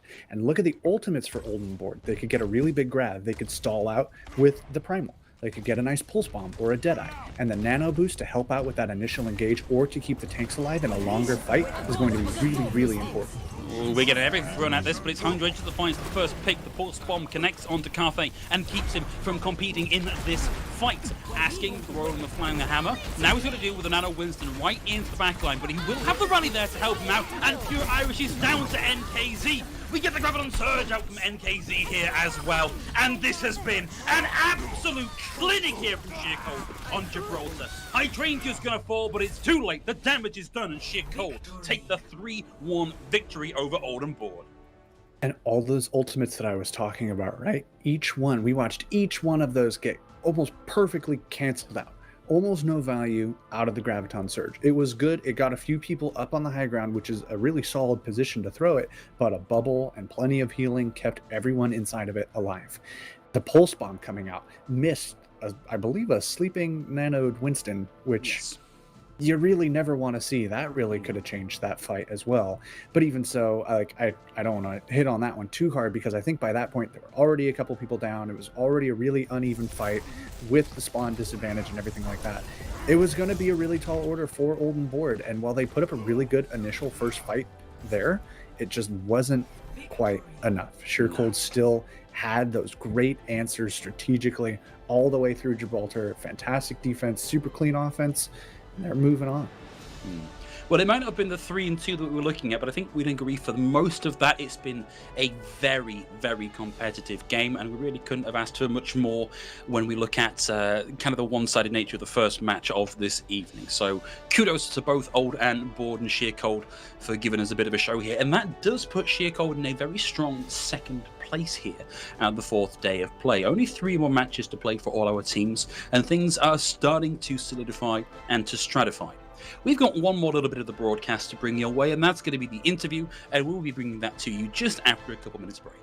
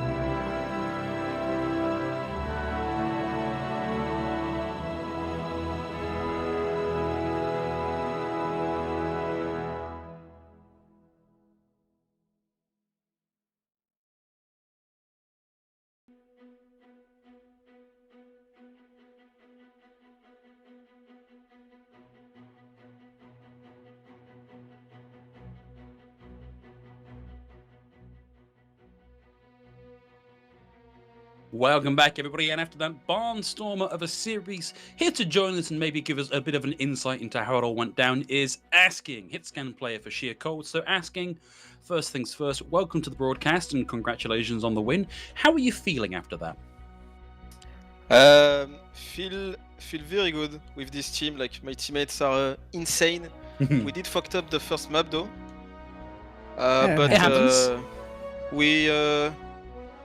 We talked and things get better. Yeah, you certainly look to get stronger over the course of the match. What was the kind of that conversation like, you know, like after that first map, you know, what was it like? Okay, we need to work on, or we ought to be playing, you know, like, how did that go? I think we planned our teammate better, we played with better position, and we didn't fucked up, like mistakes with the calls and shit. Okay. Got it. Yeah, it's interesting. I will just give you a little prompt here, Asking. There may be some younger viewers watching. If we could keep the language just a smidge down, I think we'd appreciate that. Yeah, sorry. No, man, don't worry. You weren't warned, and you've just they come all from slip out here and you've there, just man. come from a team environment. We completely get that. So this is like compared to last year's Sheer Cold. It's a completely new Sheer Cold, right? There's only I think Lusa left from the original roster. What's it been like coming into this team that has a bit of a history? Like, how are you doing about living up to that? I think you just go with the flow. You just try to make sure that the atmosphere is good, and then after, like, things will get move. Okay. And that do a lot. Got it.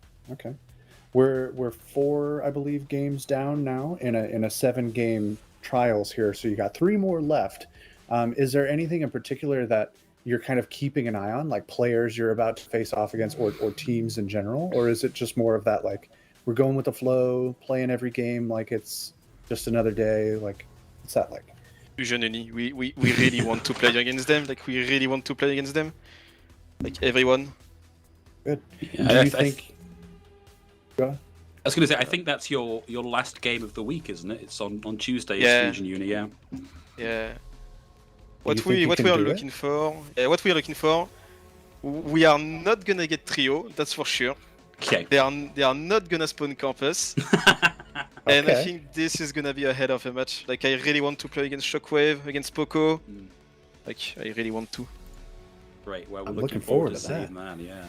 I think are we on for that broadcast day? If that's the last day, I believe we are. Yeah. You will be seeing us again. Yeah, we'll remember this asking, remember that you said you're not going to get spawn camped, and we'll be keeping an eye on it. Okay, well, I think that brings us to the end of the broadcast here, asking. So before we let you go, is there anybody you'd like to give a shout out to, or anything you want to say to end the broadcast? GG easy. GG easy. Yeah. I love it, man. I love it. Cool. Well, thanks again, asking. And for everybody else, watching, not just main tags, not just off tags, but for everybody out there, thank you very much for joining us. It's been great having you with us. Hope you've enjoyed watching the games as much as we've enjoyed bringing them to you. And just remains to ask, Thibault, before we close the broadcast, any words of wisdom for us? Do you know that some fish sleep upside down? I didn't. And on that bombshell, I think we're going to close the broadcast, folks. Everybody. Support tier 2. Support tier 2. And don't forget, of course, we do have the NA broadcast coming up in just a few hours in more NA-friendly times. And we do have more matches coming your way Friday, next Monday, and next Tuesday. We'll see you then for those. Thanks, guys.